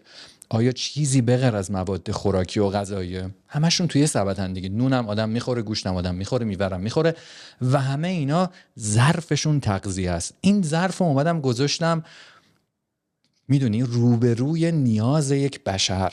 این ظرف مهمترین نیاز بشره برای بقا، غذا. میدونم چی میگم؟ برای همین یهو گفتم شت آقا این اصطلاحی که ما داریم بود و نبود من تویی میدونی دار و نداره من تویی مساویه با این ظرفه. این ظرفه نباشه من بودم به نبود تبدیل میشه، وجود نخواهم داشت. میدونم چی میگم؟ از این استراتژی رسیدم به اینجا که ایول حالا چقدرم به این آهنگ و ریتم اسنپ فود میاد. آیا اسنپ فود هرچی بخوای اسنپ فود روی ریتم آهنگه یا بود و نبود اسنپ فود؟ یعنی به تمام اینو فکر شده و فهمیدم آنچه که داره اسنپ فود ارائه میده بود و نبود یک فرد رو برای بقا به شکل نگاه کلان دارم میگم داره مهیا میکنه. و حالا پیشنهاد این یعنی گفتم این تگلاین یعنی باید بچسب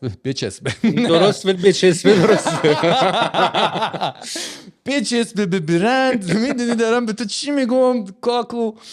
خلاصه تو شیرازی بودی؟ من ترکم داداش. ترک از با کی داشت صحبت می‌کردم میگفت شیرازی. بعد تو چون من یه رگ شیرازی دارم. من پدرم ترک زنجانه. آره ولی کاش که مادرم هم ترک بود تا میتونستم این زبان رو یاد بگیرم. واقعا خیلی چیز مهمیه این زبان. حالا خلاصه دور نشیم. انگلیسی رو میگی یار نمیفهمم. آره خلاصه این تگلاینی باشه که سالها این برند بتونه روش سوار باشه و من با این تصویر رفتم. ولی من این فیلینگو که نمیدونم حالا بخوای ادامه بدی تو ادامه بگی نه، ولی من این فیلینگو نمیگیرم ازش. یعنی این فیلینگ تو داری میگی این جزء اساس اسنشیاله، ولی فیلینگی که مثلا نون بود این نبود و بیشتر من از این زاویه، یعنی این کمپین این احساس رو به من میده که این یه لول راحتیه. یعنی این بود اون نبود، میتونی هم صف بود نمیدونم نون نبود نون نبود صف بود. یعنی تو داری جنبه راحتیشو بیشتر بیان میکنی تا جنبه نیازشو. میدونی؟ ببین من سعی ببین از هزار در و پنجره میشه به این وارد شد. من سعی کردم تمام آنچه که هست رو بزنم. یعنی برای صف بود الان وقت نبوده، المان وقت خب داره راحتی اون آدمه رو میزنه، ولی اون جایی که داره راجع به 2 تا آبجکتی که هست، مثلا دارم میگم شیر هست ولی موز نیست و حالا میتونه جای خالی موز رو برای اسنپ فود از راحتی میاد دیگه، از نیاز اولی که حالا شیر از موز نیست که مثلا آره. نمیمیری موز نیست. آره درسته.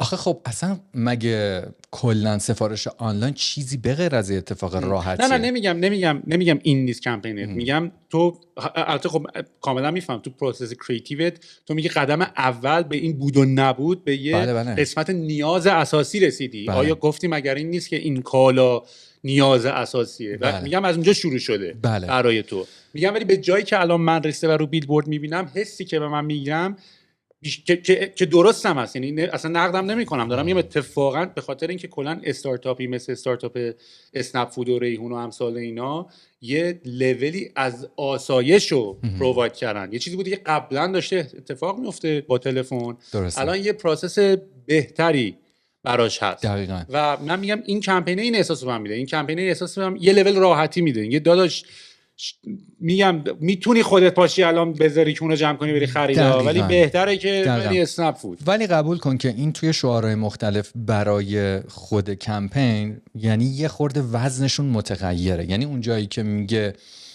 آقا مثلا چه میدونم صف بود حال نبود، آره دقیقاً داره به اون راحتی اشاره میکنه. ولی اون جایی که داره میگه صبح بود نون نبود، نرخ تمرکزش روی راحتی خیلی کمتره نسبت به اون حاله. مثلا یه جای دیگه من نوشتم آقا گاز بود فاز نبود، اصلا رسما داره میگه تو آقا فاز پختن غذا رو نداری، گازش هست فازش نیست.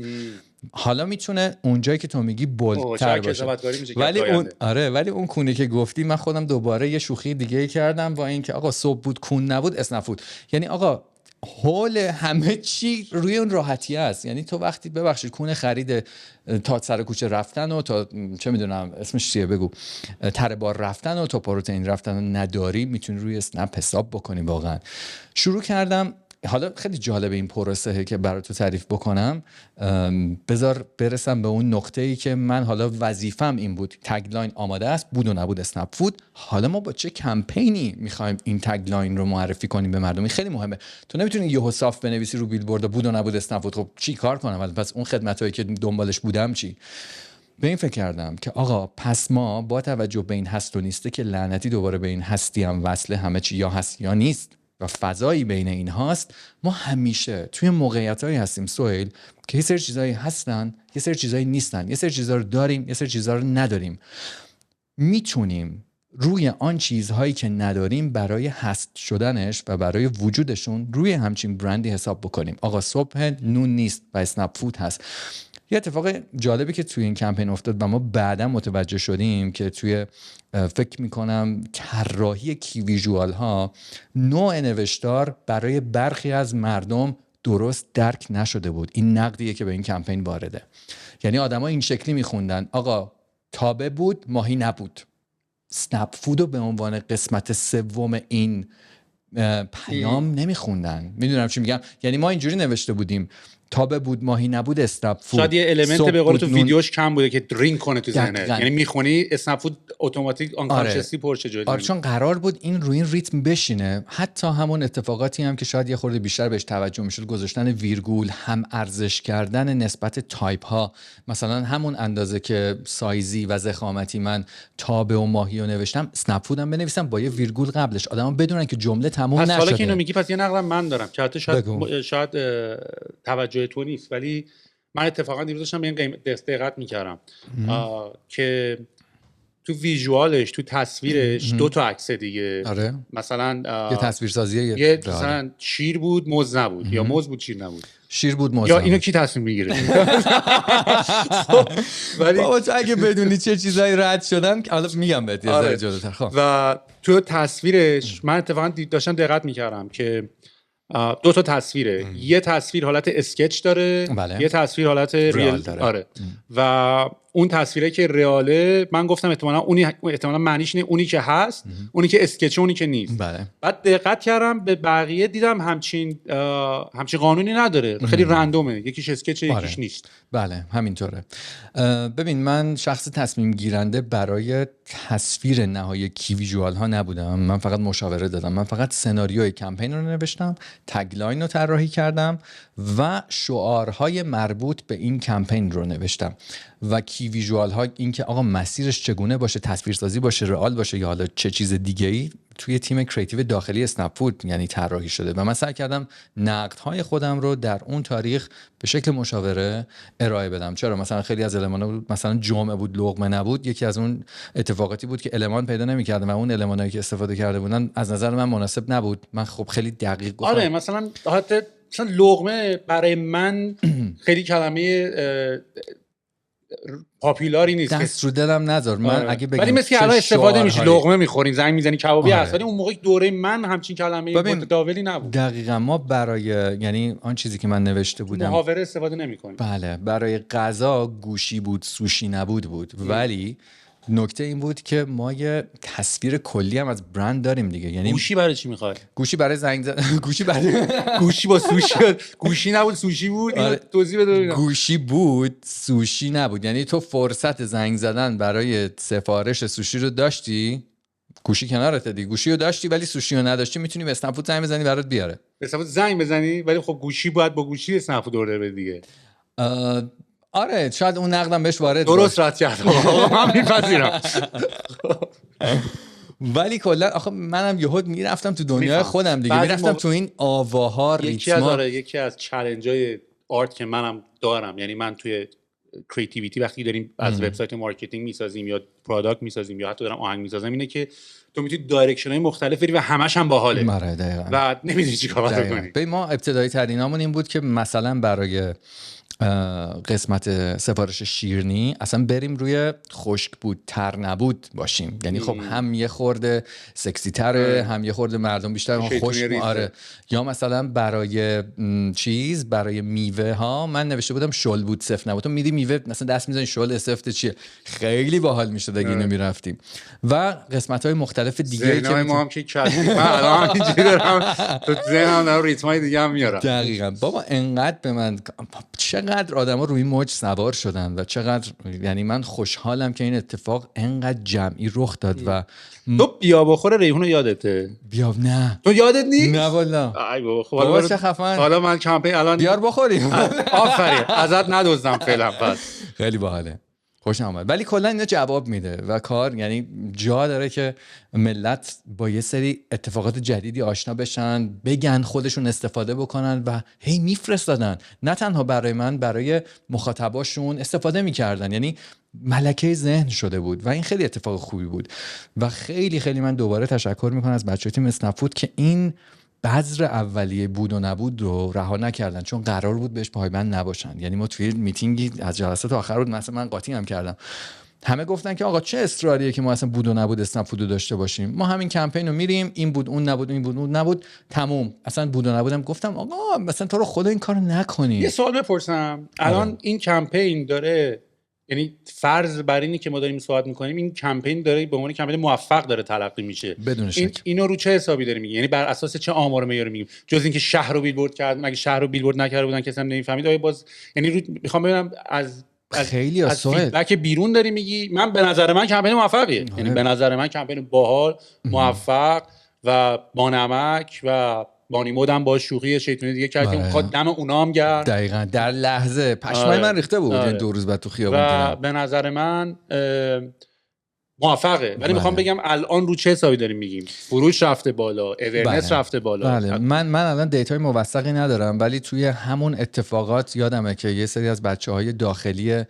تیم اسنپ فود به غیر از اونایی که من باشون در تماس بودم روی اینستاگرام به من تکست دادن که آقا من واقعا تو این قسمتم و دارم میبینم که بعد از این کمپین چقدر فروش موز بالا رفته. هدف کمپین مینستریم کرد، چون اسنپ فود که به حال دیگه بدون رقیبه الان. بله. هدف مینستریم کردنش بوده دیگه. بله. بیا توی پاپ کالچر ایران الان. دقیقاً. و ببین اون نکته که گفتی شهر رو بیلبورد کرد، ولی خیلی ها شهر رو بیلبورد میکنن ولی این اتفاقا براشون نمیافته. آخه تبلیغات خیلی بی‌معنی، اصلا بعضی تبلیغات رو من اصلا حتی میخونم، مثلا من حالا شاید من پیشینه نشون ندارم، ولی مثلا یه تبلیغات مثلا توی الان داشتم دیروز تو پل میلیارد رانندگی میکردم، تبلیغ ضمانت مثلا زده بود که خیلی جنسش خوبه. بعد من هر چی نگاه فقط همین یه جمله بود چی جنسش خوبه، لوازم منزل. این پرونده تبلیغات یعنی اینجا رو بخوای باز بکنی که دل پری دارم من. یعنی چه توی سفیرای برند که الان مثلا واجد اضافه است، قشنگ رسما معلومه واجد اضافه، همه وایستادن دست به سینه که حالا سفیر یه برندیم. آقا چرا تو باید سفیر اون برند مدیریت حسینی بعد تو رو خدا اون آدم رو میاری، اون سوپر استار رو میاری، یک سناریویی براش داشته باش. آقا من زنگ زدم، آقا من تو داریم فیلم میسازیم، خب زنگ زدیم دیجی چیه؟ دیجی کی؟ این گلزار روشه چیه؟ گلزار که رو خیلی چیزا هست. نه این آره دیجی نمیدونم، دیجی نت همچی توی مایا. آره یه گوجه اینجا یا این چی؟ بابا من دارم بهت میگم آقا ما داریم فیلم میسازیم. یعنی بده بزنی. واقعا میگم گلزار، این پسر اسمش دیکاپریو رو زنگ زدیم پاشه بیاد. آقا بعد به این هیچ دیالوگی ندیم. آره. چه پولیه؟ خب آقا بده. یارو فکر کرده تاثیر. آره. یارو اشتباه فهمیده قضیه. بذار یه کاری بکنه، بذار یه ربطی داشته، بذار کاراکتر و اون دقیقاً ماهیت اون فرد. همیشه این برام سواله، چون هدف اینه که تو میخوای بگی آقا مثلا آقای گلزار از این استفاده میکنه و اگه تو فن آقای گلزاری، آقای گلزار چون از این استفاده میکنه، لایف استایلش اینه. آره. مثلا تو میدونی خود گلزار از استفاده نمیکنه چون که پول دادی یارو. آقا اون هیچی. گلزار الان مثلا سر صدر، مثلا سفیر برند یه چیز، وسط مدرس یه چیز، مثلا داری هفته تیر خارج میشی یکی دیگه شمال میری یه چیز دیگه. بابا همه رو میکشی. این خیلی عجیبه. من تجربه یا شایدم بالا میگم، شاید یعنی بخوای بری تو ذهن مثلا این کسی که این کارو میکنه اینجوریه که شایدم آقا ما چون پول داریم و به آقای گلزار پول دادیم پس ما یه اعتباری داریم، الکی هم مثلا از این کمپانی نیستیم فردا درمون رو ببندن. ببین چون آرگومنت تو ایران تو تبلیغات همیشه این بود، یعنی من یادمه دیگه ما خودمون می‌خواستیم ریحون و اینا رو بزنیم و یکی از اهداف تو حالا جدا از این بحث کمپینایی که مثلا بزنی که بخوای مینستریم بشی اینا، یه کردیتی هم می‌خوای بدی که آقا من انقدر پول دارم که فردا تعطیل نمی‌کنم، رستوران دار من فردا تعطیل نمی‌کنم. بله میدونی یعنی این یکی از نصف تبلیغ جوادای ما واسه اینه که هدفشون بوده. 100% اینم میتونه باشه، ولی نقدی که من همیشه دارم و اصلا حال منو خراب میکنه، همه جای دیگه دنیا سفیر برند باید اون سناریو و نقشی که برند میخواد رو بازی بکنه. اینجا برعکسه، اینجا برند برده سفیرشه. یعنی من تجربه همکاری دارم، یعنی توی برندهای مختلف، حالا نام نمیبرم، مثلا برای عکس مثلا ما یه سفیر برندی داشتیم که مثلا میگم من این کارو نمیکنم، اون کاری که من میگم اون باید شما بکنیم و اینا برده اونن. ببین توی ایران سوپر استار واقعا قدرت عجیب غریبی داره، یعنی قدرت عجیب غریب و همه ازش میترسن و همه ازش حساب میبرن، وای آقای فلانی گفته من این کارو نمیکنم، خب پس آقای فلانی بیاد بگه چی کار بکنیم. آقا تو به عنوان یه برند باید یه سناریویی داشته باشی واسه اینکه تو میای اینجا این کارا رو میکنی، این بازیه رو میکنی، این حرفا رو میزنی، اینو میپوشی، اونجا عکس میگیری با این فرم برای این هدف، نه اینکه تو بگی نه من که از خونم بیرون نمیام. دیپندز، یعنی به نظرم بستگی داره، چون نمیدونم پادکست منو با امیر پارسا نشاد دیدی یا نه؟ کامل ندیدم. نه. امیر پارسا راجع به این موضوع صحبت می‌کرد که میگفت من چند تا کمپین تبلیغاتی گرفتم. اصلا اولا گفت یه سریاری که خیلی پول توپولم میدادن قبول نکردم، یه سری دیگرم گفتن آقا این برنامه ماست، این کمپین ماست، این سناریوه. من گفتم من میگم.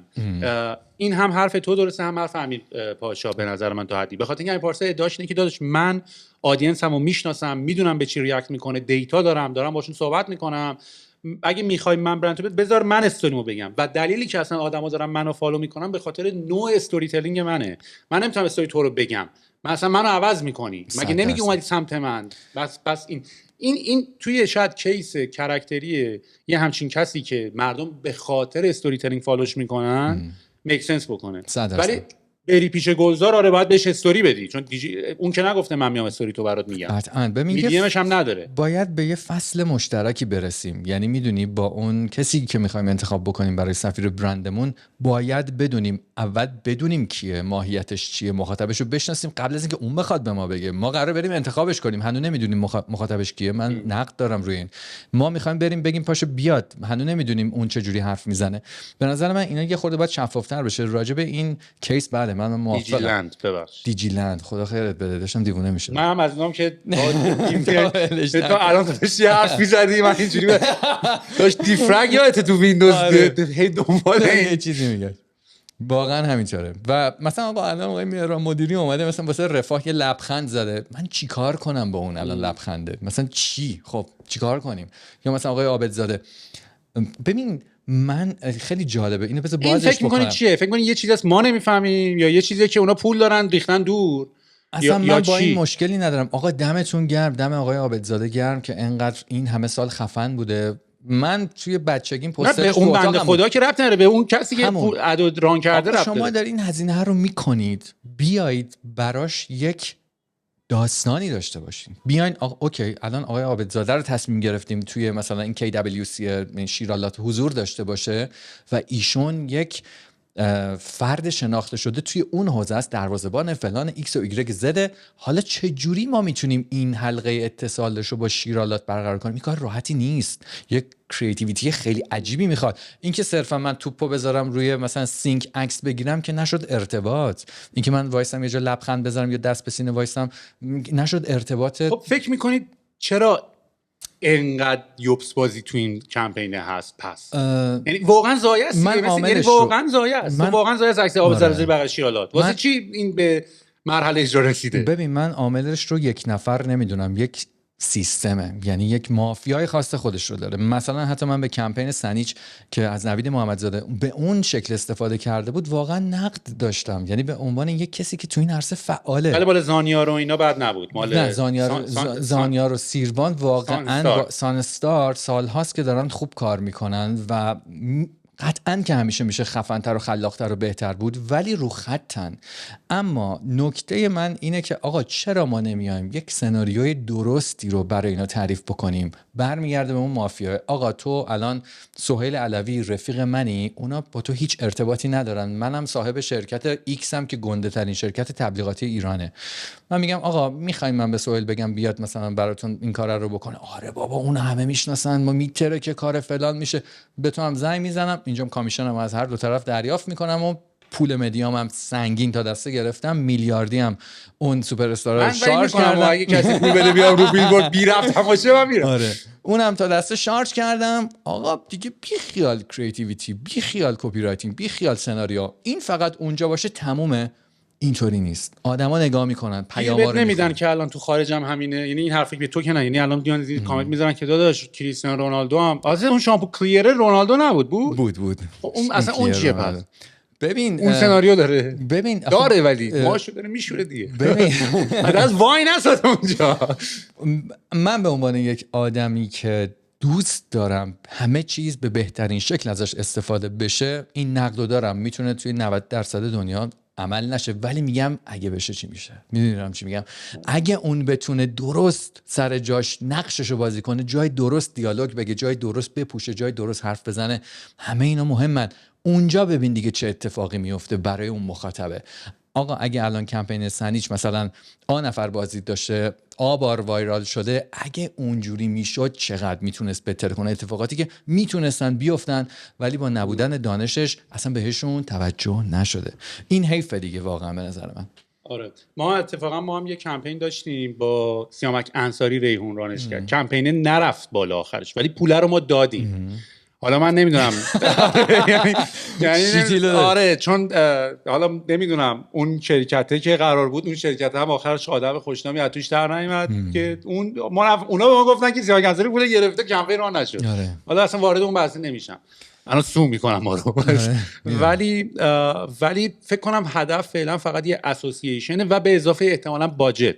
یعنی باجت بیلبورد توی یه باجت دیگه هم بوده که حالا یه 10% هم برای بیلبورد، 20% هم این کار خیلی اهمیت اونطوری نداشته. انقدر این میتونه ساده اتفاق بیفته اگه پیچیده‌اش نکنیم. یعنی یه سری چیزایی ما داریم براش میجنگیم که خیلی ساده است. یعنی من میگم توی جریان این کمپینه بودم و یکی از دوستای نزدیکم هم حالا بخشی از اون فعالیتش حضور داشت به عنوان استراتژیست.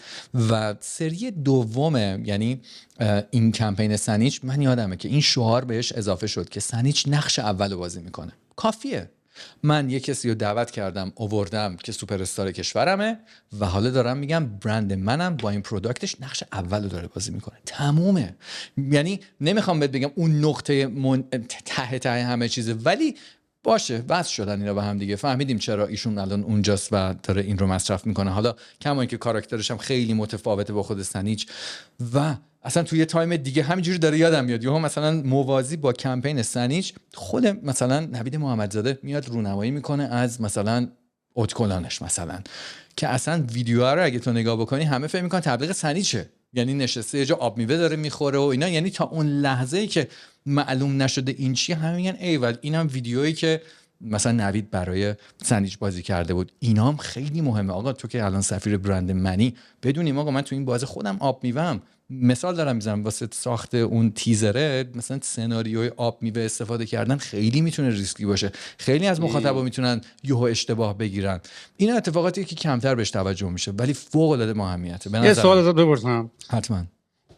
اگر آمار بد نشون داد اون کمپین موفقه، بعد اون کمپینی که خیلی روش فکر میکنی و تاتفول و باحال و استاندارد عددش اونطوری نیست، چی فکر میکنی؟ چون نصف کمپینا اینطوریه دیگه، نصف اینترنت حتی اینطوریه، نصف اینترنت اون تبلیغ قرمزه که چشمک میزنه کار میکنه. یعنی میگی حالم بد میشه یا نه؟ نه میگم دیتا داره بهت نشون میده که اون داره کار میکنه. تصمیم گیره تو احتمالاً میخوای بگی لانگ ترم باید ببینیم اون وقت کدوم بازی میکنه. آره این که هست، ولی قطعاً که من اینو مطمئنم خیلی از اون اتفاقاتی که من و تو نوعی داریم بهش میاندیشیم اون فیدبکی رو که میخوام هیچ وقت دریافت نکرده. یعنی من خودم سالها نشستم به چیزی فکر کردم، یه تصویری خلق شده و اون کمترین توجهی بهش شده و اون چیزی که اصلا فکرشو نمیکردم در لحظه خلق شده بیشترین توجه بهش شده. آره مثل این میمونه که بگی تو یه لباس بپوش، خب تو میتونی هر چی بپوشی تو به یه مهمونی رو جلب توجه بکنین دیگه. آره. ولی یه هدفات بیشتر از عدد کانورت آره. کردنه. ولی هدفت شخصیت بیزنس، هدفت کاراکتر بیزنس، هدفت شور بیزنس. تو یه رابطه به هر حال، این حرف ما همیشه داریم، هر نوع خریدی در آخر تصمیم احساسی، همه فکر میکنن تصمیمای عقلانیه. ازدواج همه فکر میکنن عقلانی تصمیم گرفتن، خرید همه فکر میکنن اقتصادی تصمیم گرفتن، آخرش it's an emotional decision. و تو یواش یواش داری اینو بیلد اپ میکنی دیگه. و خفنیش اینه که اونم دست ما نیست. یعنی ما فکر میکنیم اختیار انتخاب داریم. آقا من میشینم مینویسم که به خدا نداریم. یعنی امروز هر جا میری آدما دارن راجع به شناخت خود صحبت میکنن. آقا روبرویی با مثلا ارزش تنهایی، بریم با خیشتن. این خیشتن خیش که میگی اصلا وجود نداره از نظر من. اون خیشتن خیشه سالها توش دیتا آپلود شده تا تصور بکنه خیشتن خیشه. یعنی تمام جامعه های مختلفی که ما روبروش قرار گرفتیم یه خیشتن خیشیو که میخواسته از ما ساخته و حالا ما چون فکر میکنیم، مثال میزنم، تنها شدیم یا خودمون تصمیم گرفتیم، اون انتخاب ما هست؟ قطعا نه. الان همه آدمایی که دارن مثلا چه میدونم این داستان گرمایش زمین و نابود کردن کره زمین و همه اینا از نظر من حرفه. یعنی یک جنسی از مصرفگرایی جدیده برای فروختن پروداکتای جدید و خیلی شیک و فنسی که اوکی حالا ما دیگه مثلا دارم میگم پلاستیک مصرف نمی کنیم ولی اینو مصرف میکنیم که حالا اون شکلی، ولی اینم باید از ما بخری. میدونی من همچین تصویری رو دارم. وگرنه آقا الان عمر کره زمین رو تو در نظر بگیر، در مقایسه عمر بشریت اصلا انقدر زمین خفنه که ما هر کاریش بکنیم اون بازیافت خواهد کرد خودشو. ما نگران زندگی خودمونیم که آقا مثلا تو این باز 500 سال آینده نشه که یهو از بین بریم، وگرنه زمین خودشو احیا خواهد کرد قطعا بعد از ما. نگرانی اصلی بشر الان زمین نیست، نگرانی این که ما قراره چه اتفاقی واسمون بیفته توی این زمین. و حالا اومدن هر کسی، آقا من خودم کارم تبلیغات، به همه این قصه هام اشراف دارم، مطالعه دارم، هر کسی از هر جا داره یه پرچمی بلند کرده آقا من دوستدار زمینم. کو نشون بده چیکار کردی براش؟ فقط این یه شعاره. میدونین من دارم این رو مصرف نمی‌کنم برای این، دارم یه چیزی دیگه مصرف می‌کنم برای فلان چیز. یه مستند خیلی جالبی رو من دیدم که یه پسر ایرانی هم ساختتش راجع به صنعت ماهیگیری. خیلی جالبه دیگه. آره واقعا بیار نشون میده آقا عملا تو هر لیبل و تگلاین و شعاری که میدی دروغی بیش نیست. یعنی اون شرکت اومده لوگو زده دالفین سیف، اصلا دالفین سیف نه، همون نیست. و اون من و توی نوعی، من و توی سهیل اینجا داریم مثلا اضطراب و استرس و چی بهش میگن عذاب وجدان گرفتیم که چرا یه دونه نیمو انداختم تو دریا، ولی 97% آلودگی آب ها اصلا برای اون نیه نیست، مال صنعت ماهیگیریه. کسی به اون هیچی نمیگه، میان به من و تو یه تفکر ایجاد میکنن تا بتونن یه شکل دیگه، یه پروداکت دیگه رو به ما در یک جای دیگه بفروشن. این خیلی عجیبه. و امروز حالا دیگه از هر جام دیده دیگه یه پادکست زده بیرون و همه دارن راجع به خودشناسی و اینکه حالا همون اتفاق کلیشه‌ای چه میدونم چند تا دولت مرد و چند نفر در دنیا هستن که ذهنای ما رو مدیریت میکنه. اگه اونا نمیخواستن پادکستی وجود نداشت. اگه اونا نمیخواستن اصلا شما نمیتونی حرف بزنی. بی خیال حالا یه دونه پادکست مثلا تونستید فیدش رو جنریت کنی و حالا چند هزار نفرم شنونده داری، فکر نکن همه چی رو میتونی تغییر بدی. اصلا کلا موضوعی که داشتی یه سری هستن ما نیستیم کلا به عنوان داستان سرایی جذابه. اما قضیه آدم فضاییه. یه سری آدم فضایی هستن که میدونی این خیلی پیچیده است. خیلی پیچیده. اینو بذار بگم ما یه کمپین کمپین هم نهاجی در حد بخورش چی بود؟ بیا بخورش. اوایل ریحون بود و ما هم دنبال کم کاست وایرال شدن و اینا بودیم. اصلا کمپین نیست. یعنی یکی از نکته اینه که مدت فکر می‌کنن ریحون اینو به صورت خیلی آفیشیالی کمپین راه کرده. می‌دونی نه بابا، مثلا ما نشه بودیم با بچه شب گفتیم آقا بیا بخورش توییت کردیم بعد وایرال شد. اصلا یه بار توی یه پوستری زده بودیم که تو عکس ازش گرفته بودن و تو اون عکس مثلا معلوم شد و اینا. بعد خیلی ولی چرخید و اینا. این همون داستانی که پیار بدم بد پیار نیست. یعنی بحث این که آیا این درسته آیا این درست نیست اصلا باز شد تو محافل مارکتینگی و اینا. و بعد کلی بچهای دیگه یعنی منباب شوخی تو توییت شد. یعنی یه تریگری برای کریتیویتی بچه‌ها شد. یعنی مثلا ما زدیم بیا بخورش و مثلا یارو تو توییت زده بود که بشین روش و مثلا چه میدونم این مثلا کمپین مب فروشیه. نمیدونم اون یکی بود که مثلا پردهشو بزن. مثلا کمپین پرده فروشه. نمیدونم شروع شد این قضیه و ادامه هم داره. یعنی تموم نمیشد دیگه. و همش تریگرش این بود. و ما هم خودمون مثلا خب بیا بخورش خب مثلا خیلی باش میتونیم بازی بکنیم دیگه. مثلا سفارش آنلاین غذا مثلا میاره یه برند دیگه. میاره دیگه چیو میاره؟ آبتو میاره. واسه همین یعنی یواش یواش مثلا ولی برای اینکه کسی که آبتو بیاره سعی کن به نزدیکترین کسایی که اطرافتن زنگ نزن. و حالا برای بعضیا بانمکه، برای بعضیا لوکس. میدونی یعنی مثلا من اتفاقا راجع میاره اتفاقا چند وقت پیش دقیقاً این فیدبک رو گرفتم. یعنی چی میاره که بچه‌ها گفت میدونی. و یه نمه هم الان کمپینای ما توی ایران عین کلا قضیه چیز میمونه دیگه. عین این داستان فیلم‌های سینمایی ایران دیگه که تو چون جلوه‌های ویژه نداری، تو چون کریتیویتی نداری، تو چون باجت نداری، استوریت سنگین ترین قسمته. یعنی فیلم فقط تو داستان میچرخه. و اینا تو ممکنه یه فیلم یاوه هالیوودی نگاه کنی اصلا داستانش احمقا، داستانش داستان عاشقانه معمولیه ولی به خاطر جلوه‌های ویژه اونا میبینیش. کمپینای ایران هم چون اون دیگه خیلی سایدای دیگه نداره خیلی رو کاپی رایتینگ داره میچرخه و یک کم به سمت لومپنی نمیخوام اصلا بگم، من خودم دوست دارم ولی همه یکم دارن نمک میریزن. سعی بر ریختن نمکه. دقیقاً.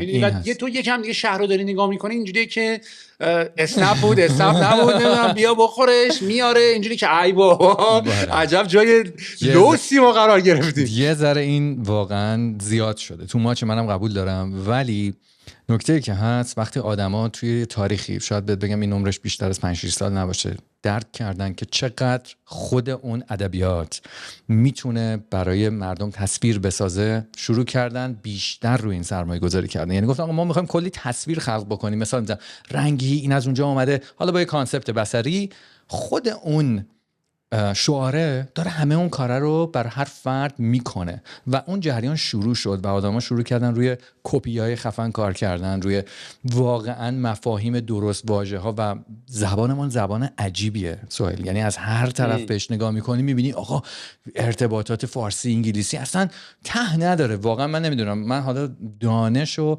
سواد زبانهای دیگر ندارم ببینم اونا چقدر فارسی عمیقه. انگلیسی به خاطر که زبان بیزینسه، ساخته شده برای بیزینس، مثلا ساخته شده برای اینکه تو خونه‌تو میخوای به من اجاره بدی، میخوای با من خیلی مستقیم بدونی که قراره توش اشتباه نشه. اتفاقا قراره انقدر زبان دایرکتی باشه، کلمه معنی دایرکتی داشته باشن که اصلا تو نتونی یه جمله رو اشتباه بگی یا یه اشتباه بفهمه. زبان بیزنس زبان انگلیسی. فارسی کلمه ها میتونن جای هم بشینن و همچنان همون معنا رو حالا اسلاید دیدی، یعنی تو فارسی تو خیلی میتونی یه پره کلمه رو عوض کنی. اصلا همه چی تغییر پیدا میکنه. واقعا حالا بساره به اونم چقدر شورش میرسه، اونم برداشتش چیه. بله واقعا این هست. من اینو بد نمیدونم، یعنی سرمایه گذاری روی این تکنیک تبلیغاتی رو بد نمیدونم، ولی قبول دارم الان یه خورده دیگه از حد خارجه، باید تعادلش برقرار بشه. یعنی هر جایی که دیگه تصویری به ذهن هر کسی نمیرسه میگه آقا بیاین این رو مثلا کپی بیس بدیم، یعنی همه چیش بر اساس اون شعاره باشه. باید تعادل برگرده به نظر من. و خیلی قشنگتره تو وقتی که داری یه تصویری رو میبینی و بعد کپیه رو میخونی میگی ایول ردیفه. شاید کپیه بتونه بیشتر دیده بشه، بیشتر ملکه بشه، ولی خود من دوست دارم که اون جای خالیه رو دوباره خودم کسی باشم که برای اون آدم تصویر میکنم. ببین من تو الان به جفتمون 2 تا کتاب بدن، مثلا راجع به یه داستانی بخوایم کارگردانی کنیم 2 تا فیلم مختلف میسازیم، اما اون کتاب اگه تصویر داشته باشه ما محدود به اون تصاویر میشیم. چقدر حرفی زدی باحال. بخاطر اینکه بحث بود من پیروز که نه، یعنی 2 هفته پیش اینجا رو داشتم با تیم خودم داشتیم دیزاینر استخدام می‌کردیم و اینجوری بود که آقا بگی بره دیگه، اونو بگی بره. من اصلا همه رو داشتم ریجکت می‌کردم و من آرگومنتم این بود، گفتم آقا این یه چیز دیگه میسازه، یه چیز دیگه میسازه. حالا تو فکر میکنی اسپک تو میاری همین داره میاری و خیلی مهمه دقیقاً. یعنی مثلا واقعا 2 تا پت مختلفه. بله یعنی با 2 تا سناریوی مشترک به 2 تا کارگردان 2 تا فیلم مختلف میتونی تحویل بدی. واقعا این هست و میگم من استقبال زیاد نمیکنم. ببین به هر حال چه جوری بهت بگم، واقع بین باشیم. ما با محدودیت بزرگ شدیم، میدونین، یعنی جامعه محدودی داشتیم و الان نسل‌های ماها دهه 60 حالا 70 یا کمتر 80 یا کمتر، اون نسلی که مثلا بین 35 تا 40 سالشونه و عموما اون مخاطب اصلی تمام برندها اصلا 35 تا 45 دیگه واقعا محدود بزرگ شدیم و الان این طنزا، این خورده شوخی ها، حتی یه خورده فضاش هم اروتیک باشه جالبه برامون. نمیدونم چرا ولی من احساس میکنم از پیشینمون میاد. ولی نه اونورا به نظرم همینه. اونورا آره دیگه، یعنی یه خورده کار میکنه. خب تو همون هنجار شکنی اولی که گفتیه. آره. این به هر حال تبلیغ باید به قول مستر هانتر که داشتم باهاش صحبت میکردم میگفت باید یکم شیطون باشه. آره. اما حرفشو قبول دارم. درسته. یعنی بستگی به خیلی چیزا بستگی داره ولی به نظر من کلا المنت شوخی المنت جذابیه. میدونی اصلا راجع تبلیغ صحبت نمی‌کنم، میدونی، یعنی به قول جوردن پیترسن داشت میگفت ما میگفت ما اصلا انسان‌ها به صورت بیولوژیکی دنبال شوخی هم تو می‌کنی یا بیشتر برای خنده دیگه. بله. به صورت بیولوژیکلی بای دیفالت می‌خوایم بخندیم. گفت اگه تو دقت کرده باشی آدمی که داره میخنده نه از خودش نمیتونه دفاع کنه. تو نمیتونی به نفری که داره میخنده تمام بدنش شله، میدونی، حالت تدافعی نداره، حالت خودشو نگرفته، کاملا شله، کاملا وارنبره. یعنی تو میتونی او بخوام آدمی که داره میخنده. و گفت دلیلی که آدما با دیفالت هم میخندن اینه که به خاطر اینکه قراره تو صلح باشی، قراره همیشه توی شادی باشی و وقتی تو حالت صلح و شادی هستی گاردی نداری، خودتو صفر نکردی، خودتو از چیزی پروتکت نکردی و با دیفالت هم اگه داری میخندی شاید برنامه این بوده که همیشه دور هم شاد باشی. خیلی باحاله و کلا این طنزه فضا رو سبک میکنه دیگه، میشکونه اون جدیت رو. آقا ما همه جدی مثلا فلان، یه ذره میگم اونم یه لولی داره، یه حدی داره، خیلی مهمه چه برندی.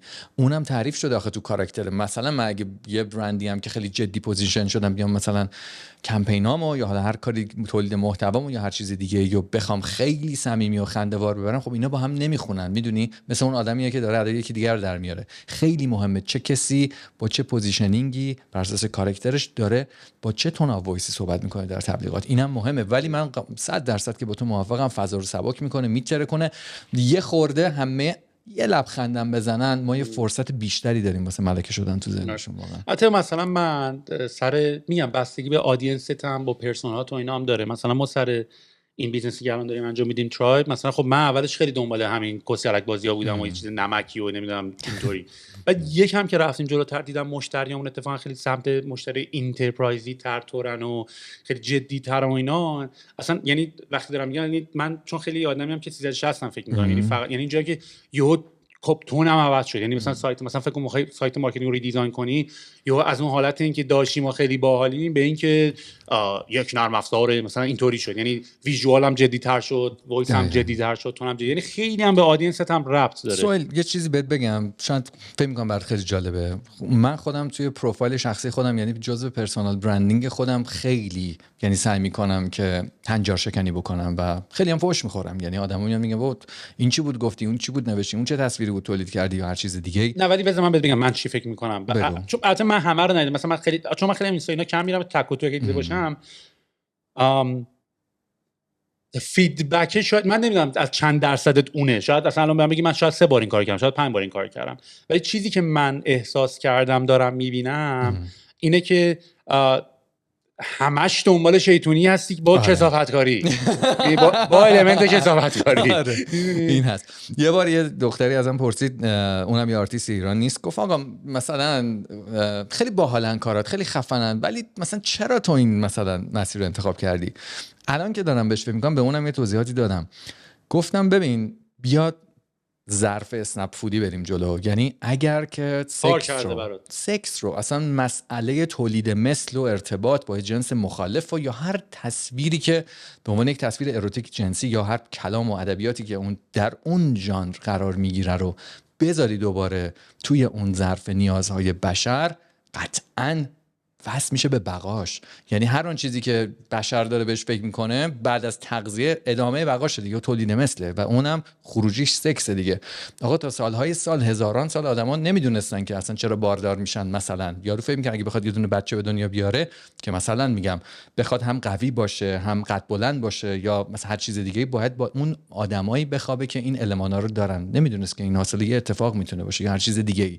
پس به صورت ذاتی و فطری و دی ان ای ما خیلی به این مسائل بیشتر توجه میکنیم. حالا هنر من اینه که میتونم اونو با یه قلقلک خیلی مناسب و با مزه، یا به قول تو کثافتکاری، ربطش بدم به اون هدفی که خودم میخوام و بگم آقا من اون آدم عجیب غریب نیستم که داری فکر میکنی، من این مسیرم با استراتژیه. صبح بلند نشدم بگم من روی مثلا نه میگم مثلا یارو شاید بگه ذهن یارو مریضه دیگه، همش دنبال اینه که اینو به کثافت بکشونه، شق درد مثل کافور بخور بابا داداش، یه دقیقه شل بکن. ولی حالا شاید اونم باشه، ولی بی ربط اینا به هم دیگه. آره دیگه بی ربط نیستن. ولی آخه یه دقیقه بیایم بریم کلانتر نگاه بکنیم. اون آدمی که داره به من این حرفو میزنه، حالا تعدادش هم اونقدر زیاد نیستا، اصلا نمیدونه آقا سالهای سال هنرمندای مختلف موضوع اصلیشون سکس بوده، همین الان هم هست. اصلا مشکل من میدونی چیه؟ مشکل من اینه که تو به هیچ آدمی تو دنیا نمیتونی بری بگی این چه کاری. این همه آدم تو کره زمینن، همه جورش هم هست و همش هم باید باشه و این اتفاق مال ما ایرانیاست. تو از ایران که میزنی بیرون، وقتی تو خیابون میری بیرون، یارو ماش بلنده، گیتاریسته داره مثلا با کلی تتو میره، که یه نفر اون دو بره بیرون همه دارن نگاش میکنن میگن داداش این چیه، این چه وضعشه، نمیدونم این چه فازیه و اینا. اتفاقا اون خیلی حسابی تر از توه، اون کسی که خودشه، تو عین بقیه. و وقتی که میری و میبینی یکی مثلا معتاده، یکی مثلا حالا نمیگم درسته، ولی منظورم اینه که انقدر تو گوناگونی میبینی بعد نمیگری به این بگی تو چرا اینجوری. همش هست. ببین یه آرتیست خیلی باحالی، الان اسمش خاطرم نیست، یه تصویرسازی خیلی کمدی و باحال کارتونی درست کرده بود. تو 2 تا فریم نشون میداد. تو فریم اول که مثلا من و تو رفتیم بالا سر مثلا اون مجسمه میکلانج که مثلا یارو مثلا آلت تناسلیش معلومه، من به تو میگم بابا پسر چقدر این هاته مثلا، بعد تو من میگم عرض خفه شو، این یه اثر هنریه که مثلا راجبش خیلی مثلا گفتگو هست، نقد هست، بخش مهمی از تاریخ ادبیات غربه و یا مثلا چه میدونم هنر غربه. تصویر فریم دوم این بود که برگشته بود تو اون تاریخی که خود مثلا میکلانج داشت مثلا اون مجسمه رو میساخت، اصلا تفکرش این بود که ای ولی این چقدر مثلا هاته. آدما در عرصه جدید درصد دیگه اون آناتومی بدن رو داره آره اصلا کاری ندارن. یعنی ممکنه واقعا اون آرتیست موقع خلق اون به اینم فکر کرده باشه، اصلا چیز عجیبی نیست. یه دیالوگ خیلی باحالی هست که این آقا میگه توی سریال وستورد، آنتونی هاپکینز، آره آنتونی هاپکینز میگه که شاید واقعا اون هنرمند و نوازنده‌ای که بزرگترین نوازنده دنیاست، اون هنرمندی که بزرگترین مجسمه دنیاست، یا هر کسی که هر چیز بزرگ دنیایی هست، فقط یک روش باشه برای جذب اون جنس مخالفش به خودش. شاید یه راهیه. یعنی اون پرنده که وای میسته بالاشو باز میکنه واسه اینکه جلب توجه بکنه که آقا تو پرنده ماده بیا با من بخواب یا بذار من تو رو بکنم یا هر چیز دیگه ای، شاید تمام این هنرها و تخصصها و موفقیت‌هایی که ما داریم فقط نوعی پرداخت برای جذب جنس مخالف به خودمون باشه که آقا من ببین بالام قشنگ‌تر نوازندم یا خیلی بامزه است تعریف. یعنی چون تو ذهن من یکم بردی به سمت تصویر سازی که پرنده باز کردی. ولی ببین حالا این که تو داشتی میگفتی از من توییت پین شده توییترم همین یه جمله از آنتونی هاپکینزه که راجب اینه که بتوون و موزارت و شوپن و اینا آره they never died، اونا هیچ وقت نمردن، they simply became music. یعنی فقط از یک مدلی به یه مدل دیگه به یه میدیوم دیگه تبدیل شدن، خودشون به یه مانیفستیشن دیگه رسوندن.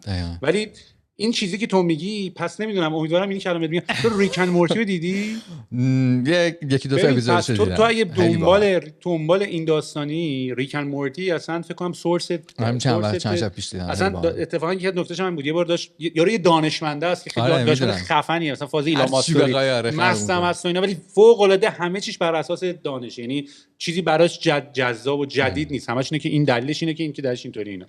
و یه جا داشت به یارو میگفت خیلی ناراحتم برات که اون چیزی که تو میگی عشق صرفا یه سری ریاکشن شیمیایی که تو بدن تو اتفاق میفته برای اینکه تو باید جفتگیری کنی تا این بقا ادامه کنه و کلا این روش بدن توئه. حتی یه مقاله خیلی معروف هست بهش میگن که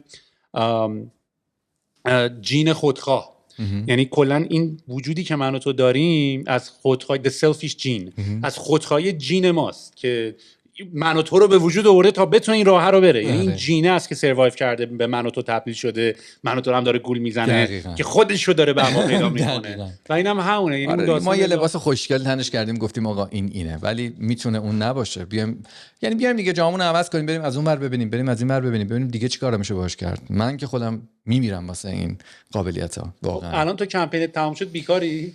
نه بابا، من که کون خودم پاره کردم با کار. یعنی همه بچه‌هایی که واقعا دارن به شکلی شناخته میشن، دیده میشن، هستن، اسمشون همه جا هست، 24 دارن کار میکنن. تو واقعا نمیشه این کارا رو نکرد. من خب الان کارهای دیگه، مثلا الان وقت زیادیم رو این پادکست هم داره میگیره که دوست داشتم حتما اینجا یه ذره راجبش صحبت کنم. اسمش هست پاکدست.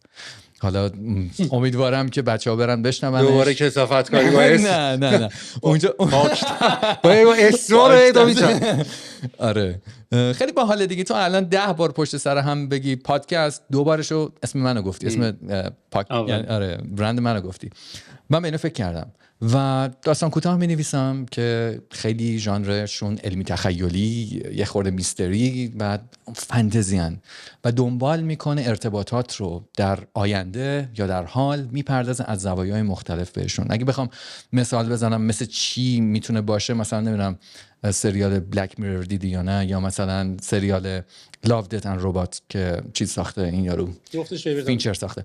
لاو دت اند ربات ولی هر اپیزودش مال یه مال یه خیلی خفنه دیگه. یعنی اونه ولی در قالب داستان‌های کوتاه. لاو دت اند ربات به نظر من it's a fucking masterpiece. البته ماسترپیس زندگیمو من الان چیزو دیدم، آرکین. اپیزود مورد علاقت چیه؟ آرکین اون یارو بود زیما بلو. فاک یو بای، منم همینطور عاشقشم. زیما بلو دیوونه میکنه، خیلی دیپه، جاروه داره تمیز میکنه اون بعد یهو میفهمه که حاجی همینو میگه آقا من زیما بلو دنیا رو کرات رو رنگ کرد، دیگه چی میخوای؟ نمایشگاهش رو توی کهکشان برگزار کرد ولی گفت فاکت، من آخرین اثر هنریم نابود کردن خودم برای ساده ترین تسکمه. آقا من قراره اینجا رو تمیز بکنم. فوق العاده بود، خیلی خفن. موهای تنم سیخ میشن راجبش حرف میزنم. یعنی حتما اتفاقا فکر کنم یه بار تو توییتش کردیم و اینا گفتین حتما اینو ببینید. زیما بلو واقعا شاهکار، بی‌نظیره. یعنی تو 10 دقیقه با تو چیکار میکنه؟ من سعی کردم. آرکین رو دیدی؟ آرکین نه. لیگ آف لژندز میدونی چیه؟ یه گیمه، یه بازی شبیه دوتاست و اینا و خیلی بازی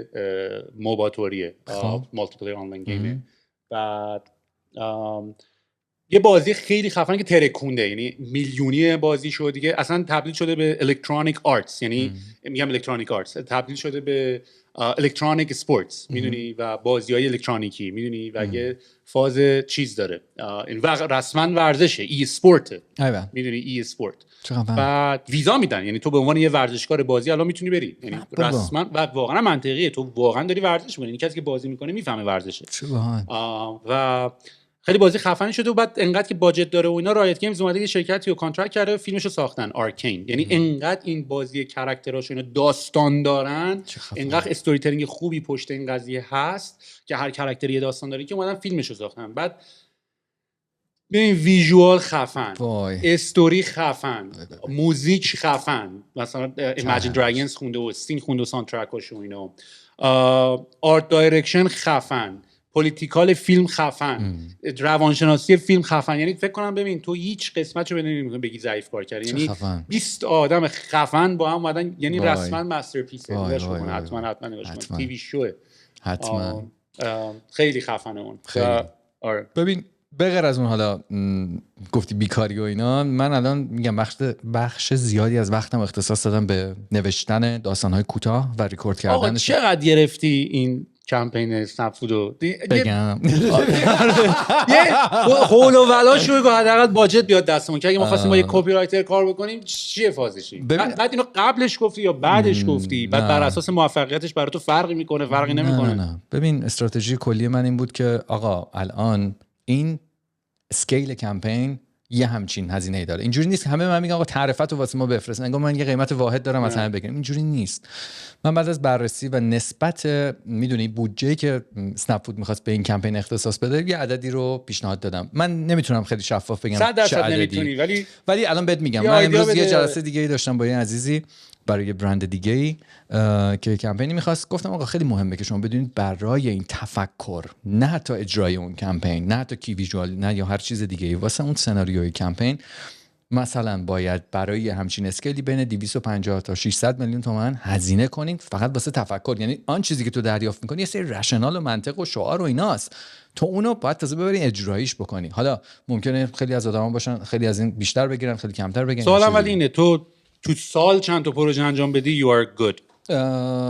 من همیشه 3 تا 4 تا انجام بدی اوکی. من همیشه خوبم حتی اگه یه دونم انجام ندم. یعنی واقعا سهیل نمیدونم براش، باورم بکن. خب تو پس لایف استایل، یعنی کار درستی که داری میکنی که من هم دارم همون کارو میکنم، به اصطلاح you are living under your means، یعنی زیر هزینه زندگی، یعنی اونقدر هزینه برای خود نتراشیدی که بخوای کچاپ بکنی با پرداختش. بله. ماشین، خونه و اونجوری و اینجوری و اینا. ببین در یک حدی یک کیفیتی رو واسه خودم تعریف کردم، اما راه در آوردنشو وصل نکردم فقط به تبلیغات. چند تا پروژه به طور اوریج تو سال میکنی؟ من حدوداً بین مثلا 5 الی 10 تا پروژه برندینگ یا تبلیغاتی بگیرم توی سال، این خیلی خوبه، ولی اصلا نمیخوام اون کارا رو بکنم. 5 تا هم به زور میگیرم، یعنی سعی میکنم بیشتر وقتمو برم جای دیگه. الان من مثلا تدریسم دارم میکنم، ممکنه همزمان 2 تا پروژه انجام بدی یا نمیگی وایسا این بعدش 3 ماه دیگه انجام میدم. آره مثلا این آخر سال من همزمان 3 تا پروژه به غیر از اسنپ فود داشتم. اونا پروژه‌ای بودن که حالا انقدر مگا برند نبودن که انقدر شناخته شده باشن، ولی به همون اندازه مهم بودن. برندایی بودن که تازه قرار بود تصویر ابتداییشون شکل بگیره، اسمشون انتخاب بشه، یا هویت دیداریشون شکل بگیره، یا مثلا یه چند تا ویدیوی مهم بود که باید سناریوشو مینوشتم، یا چند تا شعار مهم تبلیغاتی بود واسه اون برندا که خیلی واسهشون مهم بود. حالا میگم برای هر کسی در ازای چه میدونم خودش دیگه، این اسکیل اسنپ بود خب خیلی بزرگه، ولی من به نظر خودم اینه که حاضرم، واقعا دارم میگم، تمام تلاشمو بکنم که کمتر خدمت بدم. اگر میدم یعنی تو باید انقدر خفن باشی بگم وای من دوست دارم این کارا رو برای تو بکنم. الان یه برندی هست باش در حال گفتگوام که حالا اونم یه خورده محرمانه است که خودم خیلی مشتاقم باش کار بکنم، به خاطر اینکه اصلا کاراکترش عین خودمه. دارم میبینم آقا ساختار شکن مثلا چه میدونم اون روحیه توشه، میگه میخوام یه کار بکنم حتی اگه جواب نداد خیلی خفن باشه، حتی اگه 2 نفر بیشتر ندیدنش بده من، یعنی اون کار تو. میدونم چی میگم، چون من اصلا اومدم برای انجام این کار. همه وزنم رو تو نباید قرار بگیره. مثلا دیستریبیوشن مارکتینگ کار یه تیم دیگه است. بله. اینی که کمپین دیده بشه کار یکی دیگه است. دقیقاً. حالا تو بعد از اینکه تو چی گفتی؟ تو رفتی گفتی تو 4 تا جمله گفتی تموم شد، اومدی بیرون گفتی آقا این بود اون نبود خدافظ بچه. یعنی مثلا که تو پروسه چون ویدیو هم برای ساختن. بله. تو اون پروسه هم بود یا نه؟ خیلی خوب شد که این سوالو پرسیدی. خیلی از این اتفاقاتی که ما داریم میبینیم الان دیولپ شده توسط تیم خیلی خیلی خوب پرفکت داخلی اسنپ فود، همون تیمی که ازش یاد میکردم چقدر کاراشون ترتمیزه. حالا یک الماس خیلی خوب رو گرفتن و به بهترین شکل ممکن اون رو به نمایش گذاشتن. کیو میگم؟ الماس رو میگم. نه بابا اون ایده ها رو از تو کله من اومد بیرون. میتونست از تو کله هر ما بچهای خوب خیلی زیاد داریم که دارن کار میکنن. رو چه حسابی میگی؟ یعنی ببین بچه‌هاشون خیلی خوبن، رو چه حساب میگی؟ خوش فکرن، منظورته خوش اکزیکیوشنن؟ ببین همین که من میدونم از وقتی اسنپ فود حضور داره هیچ کارش آوتسورس نکرده و من هر تصویری ازش دیدم گفتم کار تمیزیه، به نظر من تیم خوبیه. یه موقع هست تو میدونی، مثلا من فالو میکردم خیلی از اون آدمای دوران خودم، مثلا تمتن امینیان، مثلا نواب قزلباش، مثلا استودیوهای مختلفی که داشتن کار، سینا سنکار، آدمای مختلفی که داشتن فعالیت میکردن، هنوزم دارن فعالیت میکنن و کارشون رو میدیدم. آقا مثلا فلانی داره چیکار میکنه و میدونستم این کار مثلا فلانیه، ایول اینم مثل بقیه کارهای دیگه‌اش خفنه. ولی هیچ وقت نمی‌دونستم کار اسنپ فود کی میکنه و وقتی به من گفتن همش داره داخلی انجام میشه گفتم ایول تیم خوبیه. انتظار ویژه خلاقه رو نداشتیم ولی کار جفنگی هم بیرون ندادن، کارشون تمیزه. و حالا که فرصت این پیش اومد که من بتونم با این تیم همکاری داشته باشم، از نظر خودم، از نظر اون تیم، از نظر همه کسایی که این کمپین دیدن، کار واقعا قابل تحسینه. فرصت پیدا شد تا اون حرکتی که همیشه انجام میدادن رو به بهترین شکل ما اینم انجام بدن. تمام ویدیوها، تمام پلنینگشون، آقا با کی کار بکنیم، با کدوم اینفلوئنسر، الان چی رو به کی سفارش بدیم، مثلا به چی کارش میکنن. آره الان اسم اون برند چیه الان یادم میره، دیرین مثلا سفارش بدیم به اون یکی، دستانداز سفارش بدیم به این، سفارش بدیم به اون، سفارش بدیم رو خودشون بریف کردن و واقعا هم خفن ویدیوهای خودشون ساختن. ولی خب بر اساس آن چیزی که در حقیقت شعارا در اومده بوده دیگه. آره و واقعا هم خفنه، واقعا یعنی اگر که این هم پوشانی نبود اصلا این اتفاق به این شکل میافتاد. ماها جفتمون بارها از همدیگه یاد کردیم اگر اون تیم وجود نداشت این ایده به اون شکل اجرایی نمیشد. اگه من نبودم اون کار یه کار تیم ورک قشنگه واقعا هست. یعنی من چیزی که باهاتون صحبت کردم یعنی و از بچه اسنپ اوندام شنیدم این که خیلی حواستون هست که یه نفر کردیت رو بر نداره، یعنی خیلی فاز تیم ورکر رو میخواین نشون بدید. من هر جا مثلا حرفی زدم راجع به این کمپین همون عناوینیو که کار کرده بودم. آقا من سناریوی کمپین رو نوشتم، تگلاین رو طراحی کردم، شعارهای تبلیغاتی رو طراحی کردم، مشاوره هم در طول این زمان دادم، حتی راجع به ماه رمضانم مشاوره هایی دادم، مثلا این صف بود وقت نبود یا مثلا چیزهای دیگر رو که حالا تصویب نشد که انجام بشه رو روش نظر میدادم، تصویری نظر میدادم. ولی به طور کل بخش عمده اجرا تمامیتش با تیم اسنپ فود بودن. یه برندی که فکر میکنی دوست داشتنیه تو ایران چی فکر میکنی هست؟ من یه چند وقتی این سوالو دارم برای خودم میپرسم که المنت‌های یه برند دوست داشتنی چیه، ولی قبل از اینکه به این جواب بدم میخوام ببینم چه برندی رو دوست داشتنی میبینی تو ایران؟ ببین در لحظه شاید خیلی نتونم همین الان بگم یه چیزی که یادم بوده باشه.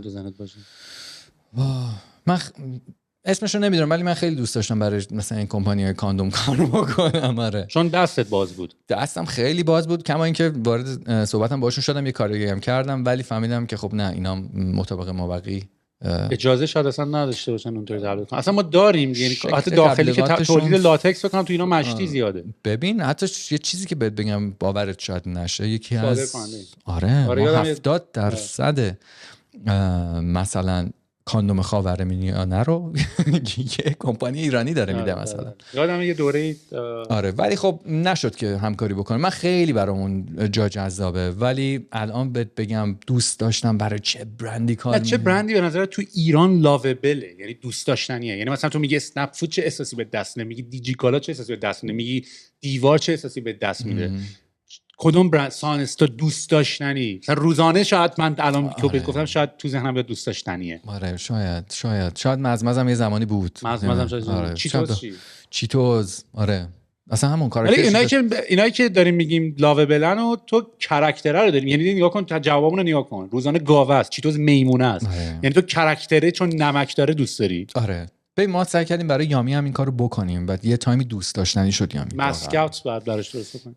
دقیقاً. ولی اون کاراکتر نتونست، یعنی ما از یه طریق دیگه ای کمپین رو بالا بردیم و اونم در نوع خودش واقعا جالب بود. یه زمانی واقعا برند دوست داشتنی بود یامی. اصلا انتخاب نامش، تصویرش، پکیجینگش، تبلیغاتش خیلی سموت و میدونی اون خوراکی پسندا میخوردنش. میدونم چی میگم، خیلی مهمه تصویر چی باشه، از تو چی شنیده شده. ولی همین لحظه نه، شاید به قول تو چیتوز برای اون تصویرسازی دوست عزیزمون مهدی عزیز، فامیلی هم الان یادم میره، واقعا آدم خفنیه، اون کاراکتر رو خلق کرده و الان آره. کمپین باحال چی؟ کمپین باحال کاش میگفتی، فکر میکنم اشکال نداره، میدونم خیلی هم هست. من خودم تو ذهنم الان نیست بگم. کمپین باحال من کارای این کمپین ماه رمضان رو دیدی؟ از کی؟ این دعا زیر چیه این؟ فکر می‌کنم شهرداریه. آره نه ولی معناش چیه؟ یارو سرطان گرفته زده امیدت به خدا باشه. آره یه همچین چیزیه. من میدونی چه فیدبکی من از این کمپین میگیرم؟ من فازش اینجوریه که یعنی میخواد عادی سازی بکنه شرایط بدو. میدونی سرطان گرفتی امیدت به خدا باشه، یا حالا مثلا شاید فاز مثلا کمپین فاز ایمان و ایناست، ولی این احساسو به من نمیده. یه احساس تنبلی که تو کاری از دستت بر نمیاد امیدت به خدا باشه، یه همچین فازی داره و این کمپین درستی به نظر من اصلا نیست. ببین من چجوری بهت بگم، این داستان ایمانه و روحیه کنکور خود ان شاء الله قبول شم. یعنی ببین من یه چیزی میخوام بهت بگم، عادی سازیش مشکلاته. من مشکلم با اینه، داره عادی سازی اینجوری که عادیش اوکی، عادیه، توکلت به خدا. میتونه یه روی کردش اون باشه، ولی سهیل ما وقتی تاریخ رو بررسی میکنیم اصلا این گروه آدمایی که مذهب براشون مهم بوده خیلی زیادن. ولی کمپینه به نظر من کمپین مذهبی نیست. کمپین شیطونی عادی سازی مشکلاتو داره. تو نگاه کن دیگه، یه سری بدبختی و یارو داره از بیماری میمیره میگه امیدت به خدا باشه. آره. داره یارو کنکور قبول نشده مجدد باشه کنکور میگه امیدت به خدا باشه. درسته. یعنی همش داره بدبختی. این کجاش به ایمان و تقوا و مذهب ربط داره؟ نه شاید اون قسمتش که ایمانت به خدا باشه و دوباره منشن کردنش، یعنی کاری از دستت بر نمیاده. ایمانت به خدا باشه معنیش کاری از دستت بر نمیاده، نه اینکه ایمانت به خدا باشه. ممکنه، نمیدونم، واقعا بحث پیچیده‌ایه. ببین من هر جا خیلی این بحث شرایط کشورینه، کاری از دستت بر نمیاد، امیدت به خدا باشه. واقعا میگم ایمان دارم. این بدترین جمله توی بیزنس هم انشالله. این یکی از مشکلات ما تو ایرانه. انشالله یعنی چی داداش؟ ددلاین، تاریخ نداره، روز زمانش مشخص. انشالله. ببین این که الان چه جوری داره از این استفاده میشه با اینکه ماهیت خودش چی بوده خیلی متفاوته. یعنی من هر جا صحبت میشه سوال من میگن آقا تو مثلا خدا رو قبول داری؟ معلومه قبول دارم. میگن آقا مثلا دیدی وایکینگز رو برو نگاه کن، یهو میان اسلامو پیدا میکنن، کرکوپرشون ریخته که چقدر جلوان. اصلا معلومه اون این نیست. ببین من و تو همه میدونن که وقتی ما داریم راجع به اسلام و مذهب نصحت میکنیم اون این نیست. خیلی همه اینو میدونن. حاجی برای من قابل احترامه. من و تو با داستان آشناییم. ببین یه استوری هزاران سال چقدر موندگار بوده، چقدر شنونده داشته، چقدر کار کرده، چقدر تونستن ازش استفاده های مختلف بکنن. اصلا من نیاز ندارم بخوام هیستوری، همین روزه رو من میبینم میفهمم پشتش چقدر داستان بوده. پشتش چقدر شور و یه علمی بوده. باشم حتما هم قرار نیست مثلا اسلامو یه نفر مثلا یه دانشمندی بوده گفته آقا نباید غذا بخوره، اینه اینجوریش این ریچوالش اینه. آره دقیقاً اینجوریش باید بکنیم. یعنی من تو 10 نفرم با هم جمع شیم یه سری برنامه دیگه با هم میذاریم دیگه. میگه آقا برنامه ما اینه. اونم شده مذهب این خونه، شده رول این خونه، شده رول این سوسایتی. دقیقاً. ولی اون کمپین خیلی کمپین بدیه. کمپین تصاویر و ویژوالش که حالا جای خود داره که واقعا من نمیدونم ای کاش. میدونی من نقدم چیه؟ بذار از جایگاه تخصصی خودم صحبت بکنم، نه از جایگاه اعتقادی خودم. اوکی اصلا سناریوی کمپین اینه، اوکی یه ویژوال قشنگتر، یه عکاسی بهتر، یه تصویرسازی جالبتر، یه شعار زیباتر بکنیم. این کارا رو بکنیم. آقا ما استراتژیمون اینه که برای تبلیغات این چنینی هزینه بکنیم. عالیه، استراتژیمونه دیگه. منم الان مثلا اومدم کار بکنم برای شما، تمام تلاشمو میکنم این به بهترین شکل اتفاق بیفته. نقد من از جایگاه تخصصی اینه که چقدر زیباتر میتونه اینا به تصویر کشیده بشه، چقدر زیباتر میتونه. چون میدونی یه جمله بود همیشه یکی از بچه‌ها توی شرکت میگفت آقا ما مرده شوریم، هر چی بدن میشوریم. اگه بخوایم از اون زاویه نگاه بکنیم، اگه من بخوام بگم از نگاه یک کریتیو دیرکتور، از نگاه یک کپی رایتر یا کسی که قراره کمپینی رو به بهترین شکل به سمع و نظر مردم برسونه، ای کاش این مفاهیم زیباتر میره، عکاسی‌های بهتر، همینو من میگم، مدل‌های بهتر. من حوصله ندارم یکی بیاد توضیح بده بگه نه منظور این کمپین اینه که در این ماه مبارک میتونه درمان بیماریت هم بشه. اگه قراره بیای اینو بگی توضیح بدی که کمپینت کار نکرده، د فکت که تو اصلا داری میگی خودت توضیح بدی یعنی کمپین کار نکرده. اگرم خواستی هدفت اون بوده خیلی بد اجرا کردی. اجرا میتونه همیشه واقعا خیلی ارتقا پیدا کنه و اینکه بودجه هست، خب میتونه ببین اینا پول هست شور نیست. واقعا این میتونه به نظر من ارتقا پیدا بکنه. اون بحث اعتقادیش اصلا یه چیز دیگه ای که باید توی جای دیگه بررسی بشه به نظر من. فقید دمت گرم بابا، دمت تو گرم، بعدش کردیم خیلی حال داد. دمت گرم، به منم خیلی حال داد. من این بار سعی کردم که با یه قیافه دیگه سری قبلی با ریش و اینا، آره خیلی عوض شدی واقعا، بهتر شدی، خیلی بهتر شدی. دم در رو که وا کردم کوکوپرم نیست اصلا، جیمز باند اومده بودی الان خیلی مشتی داره. یعنی جفت میان منظورم که الان خیلی عادی تره، اونجوری که اوه این کاراکتر رو ببین. محبت داری. ولی یه سرم ما بهت میزنیم میایم اونوری ان خیلی خوشحالم میکنین. خیلی جات خوبه داشت اصلا نبود تهران برده. مرسی. یکی جلوی وقتی تهران نیست. من باور نمیشه سهیل، برای من باعث افتخاره که برای بار دوم با تو صحبت میکنم اینجا و آدم حساسی هستی، کمالگرایی، همه اینا رو میدونم و من خوشحال میشم که این فرصت رو یه بار دیگه به من دادی تا بتونیم از یک جای دیگه با هم حرف بزنیم، گفتگو بکنیم، من بتونم میذارم حرف بزنم. امیدوارم که برای همه شنیدنش مفید بوده باشه. آره نه، من از هم صحبتی باهات همیشه لذت میبرم، به خصوص که اصلا این بحث مارکتینگ و استوری تلینگ چیزیه که هر کاری داری میکنی داری داستان هر تر. این پادکست یه استوری تلینگ، اون بیزنس یه استوری تلینگ، همش یه استوری. هر آن چیزی که خواهد ماند فقط داستانه از ما. آره واقعا دمت گرم. دمت گرم. قربون شکلت. love you.